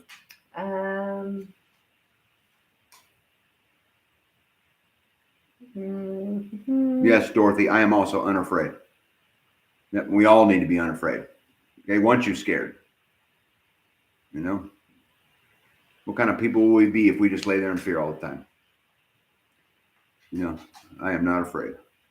Anything else you want to talk about? Lily, you want to talk about something? Yeah, I know. She's like, what? Pet me. She's a good girl. Anything on your phone? No, not that I can think of. Okay, see, almost 3 hours. Jonathan, okay, got delivery. I was impressed by your lack of egg shortage, B. Yeah, oh my gosh. Yeah, we get a lot. And it's funny, we get a lot of people who say, hey, water glass them. Okay, then what? Just freeze them. Okay, then what? There's just so many of them. We feed a lot to the dogs, and I'm pretty anti selling anything off the farm because, again, I think that's another great way in. And until I need to, I won't do it. But well, and I mean, so to feed back to the animals, then we're already paying for cat food and dog food and other foods. So why sell them to turn around and buy other protein when I know where this is coming from? I know what went into it. So we eat all that we want, and then the rest of them go back to the animals. I was just taking them all and putting them in the compost pile, which then the dogs went and literally dug a hole. Hey, Starla wants to know, can you explain the 100 eggs baking? I take the eggs, so I don't feed them back to the animals raw. I cook them, and then I feed them to them cooked. So why don't you feed them raw? Well, so I don't want the chickens to eat raw eggs because I don't want them to know where they're coming from. Mm-hmm. So if I cook them, I feel as though they don't put 2 and 2 together. And a lot of people scramble them, but that's another step. And then also when I leave them whole and I bake them, they bake in one big loaf. And so the yolks are in a circle. And so when I scoop out and put it in the chicken coop, the little yolks are like balls. And so they chase each other around the chicken yard with the yolks. And so it's just more entertainment for me, really. Yeah. The dogs and cats would eat them raw or they would eat them whole, but I'm already cooking them. So I just do it like that. Yeah, so Prep for the Eternal Homestead says, curious how you get eggs this time of year. We haven't been getting any. Our chickens just lay them. And I've noticed too, so You don't say. Typically. That was the most genius comment you've ever made to date. How do you get eggs? They just come. It's like the honey, it just shows up. I noticed too, like the day after I feed the chicks, so I get the chickens get their own eggs twice a week. And I do that because I don't want to feed them every day the eggs. It's like it's a special treat for them. So the day after I feed the chickens their eggs, I get more eggs. It's like they're saying thank you. Yeah, Big Kid says light. They need so many hours of light to lay, and we don't. I don't know. We don't give them light. So I mean, they get the sun, and it's been overcast, and all of those kind of things. They have a really good coop. It's very, well. I don't know where to be, but it's it's warm. It's it's all of those things. So like okay, yeah. So in the coop, it's between 30 and 40 degrees. Although I have not I leave the eggs in the coop for the whole week. So every Monday I go in the coop and I take the basket and I bring it in and I cook them. If I want an egg in the morning, I will just bring that back with me when I do my chores. So I do chores and then I bring whatever eggs I'm going to eat that day. The freshest of eggs are always right there. So I know which ones are fresh because they're still in the box. Mm-hmm. So I take those eggs and those are the ones I'm going to cook and eat for the day. Or if I'm going to bake a cake, I'll go out to the coop and I'll grab 6 eggs and I'll bring them in and I'll use those because those are the freshest of eggs. Otherwise, there's a basket. I put them in the basket. I bring the basket in. I cook them every Monday, and then I know it's about 100 a week. Mm-hmm. Evie says, first year chickens will lay all winter. Their second winter, they can slack off if they're not getting enough sun hours. When a lot of our chickens, because we grow them, we pretty much growing clutches of new babies every 21 days from March to September. To fall. Right? Yeah. Drummondson says, I don't sell nothing either. If you need it and I don't, I'll just give it to you. Yeah, that's what we do. That's what we do. I gift. So before I started cooking my eggs and feeding them back to the animals, I was giving dozens of eggs away. And one lady goes, I'm going to take some of these because I'm not even kidding you. I had a Frito-Lay box full of eggs. And she was like, what the hell? Where did you get these? And I'm like, they just keep showing up. And she was like, I can't even eat this many. And I was like, well, you can put them, they don't have to be refrigerated yet. I mean, they're not washed. They're just straight out of the coop. And she goes, and she had she breeds dogs. And so she said, I'm going to feed some of these to my dogs. This is the best protein ever. And I'm like, why don't I do that? So she actually just took them and she fed her dogs 2 every day, raw with the shell. They ate the whole thing. And she was like, this is the best thing. And then I was like, why am I giving eggs away to turn around and buy protein to feed back to them? That didn't make any sense. So Prep for the Eternal Homestead wants to know what you feed them. What do I feed what? Chickens. Lots of things, right? I mean, yeah, I feed them eggs. Well, and you feed them the stuff left over at dinner sometimes and things like that. So, like stuff that the dogs can't have, like onions and garlic and chocolate. There's not a lot of chocolate that gets thrown away, but if there's something that has chocolate on it. I think more what she's referring to is when you buy feed, because you feed them hog feed. I feed mainly, them, right? Yeah. I think it says swine feed, but yes, I go to the co-op and I buy hog feed, swine feed, and then I feed that to the chickens. I also give them oyster shell. So some people put their egg shells back into the coop to feed them the calcium. But again, I feel as though if there's an eggshell on the floor or wherever in their bowl and they eat it and then they see an egg in the coop and they go, hey, that's the same thing. And then they start pecking at them and then they eat it, then they're going to be like, why don't we just always eat our eggs? And I don't want them to eat their eggs. I would like to offer them their own eggs. Yeah. Tamara up top, I didn't mention it because it scrolled by, but she told me to quit giving you a hard time. Oh, were you giving me a hard time? Yeah.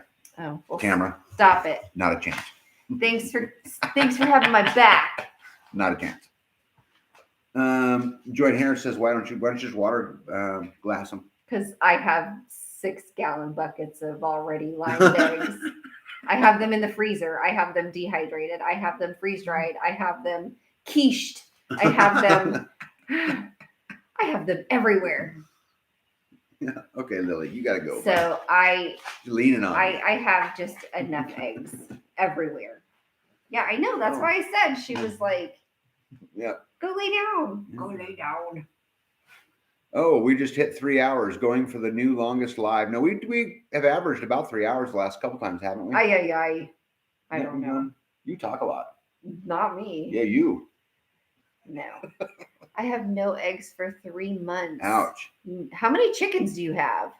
Because I have 36 chickens right now, but I get between 9 and 15 eggs a day, depending upon. So some of them are clearly slacking. Have you had your production meetings yet? No. A Salesforce or a production line, if you don't have production meetings, you're not going to get great production. And I was getting 2 green eggs a day, and now I'm only getting 1 green egg. So one of them is not producing. Tamara says she's now a worm farmer. Oh. So she's a worm farmer that carries a colt. That's pretty badass, I have to say. I would like to start my own worm farm. Prep for the Eternal Homestead said, we break the eggshells up a good bit so they don't know it's eggshell. So ours haven't ever eaten their own eggs. Do you cook them first? Because I've heard if you dehydrate them or if you put them in the oven at 100. Backrat's funny. This B that sounds like the Bubba speech. It's about shrimp. Yeah. Yeah, you're like egg. I got quiche. I know. Yeah, that was pretty funny. Shrimp gumbo. Yeah. Shrimp yeah. Time flies when you're having fun. Yeah, guys, but it's 3 hours and my butt hurts. Yeah. I've been sitting here a long time. Yeah. I have baked them, so we're gonna get out of here. But guys, keep holding the line, and I'm gonna keep doing the same, and we'll try to keep getting videos out and those kind of things. Bear with me though; I have power issues, so I've been a little reluctant to go out there and do much of that stuff till we can get some sun back in here. But seriously, we'll keep doing it, best we can. And thank you guys for all your suggestions. I really appreciate it. And your support. Thank you for being here. Yes, amen. I know we can be boring. Yep. Well, you can be boring. I can definitely be boring. I can't even stand listening to myself. Yeah, she's a goober. But I do enjoy the lives. I enjoy talking to you guys, and we'll see you guys all for at the very least in a week. And I hope to see some of you guys down in Georgia. Make sure you check out those links out. And I'm going to go over to Tennessee Patriot and see if I can, subscribe and we'll just help another Patriot loving person. I mean, at the end of the day, guys, we do not have to agree on 100% of things. Right. If we can agree on 60% of things, we're going to make some big ground. And I'm not even suggesting I wouldn't agree at 100% because I may. All I'm saying is it's okay to have disagreements, together we can accomplish a lot if we just, put those little petty things beside us. Act like adults. Yeah. Evie, thank you for putting the links up there. I really appreciate it. Thanks for putting the convention up there. Again, I'd love to see anybody down there. I'd love to sit and chit chat and Georgia and do that. Yep. Tennessee was a lot of fun. I met a lot of great people down there. And so yes, you did. I did. I'm so proud of you. Yep. And I'm going to meet a lot of great people down in Georgia too. And I think I've got some coming up. Someone asked me to come speak up in, I think, Oregon or something like that. And they're supposed to be getting me details. So I may go do that this year too. I've been invited back to the Self-Reliance Festival in Tennessee. I may do that as well. But you have to make sure that they don't bump into the other. Yeah. Houlihan says you guys are never boring. Thank you very, very much. And Houlihan, I've been super neat to watch you and B with your frozen noses and frozen ears, because I could tell you guys were cold, you know, tromping through the weeds, climbing on cars and hugging trees. You guys are great. Yeah, Tamara, I do get down to Texas from time to time. Like I said, my sister lives in Belton, and they got a great restaurant down there. And so I do get down there from time to time. And we love her. Yes. Yeah, for sure. 100%. So, all right, guys, you guys have a good night. Hold the line. Don't give an inch. Tag out. Be out. See you guys. Good night, everybody. Lily.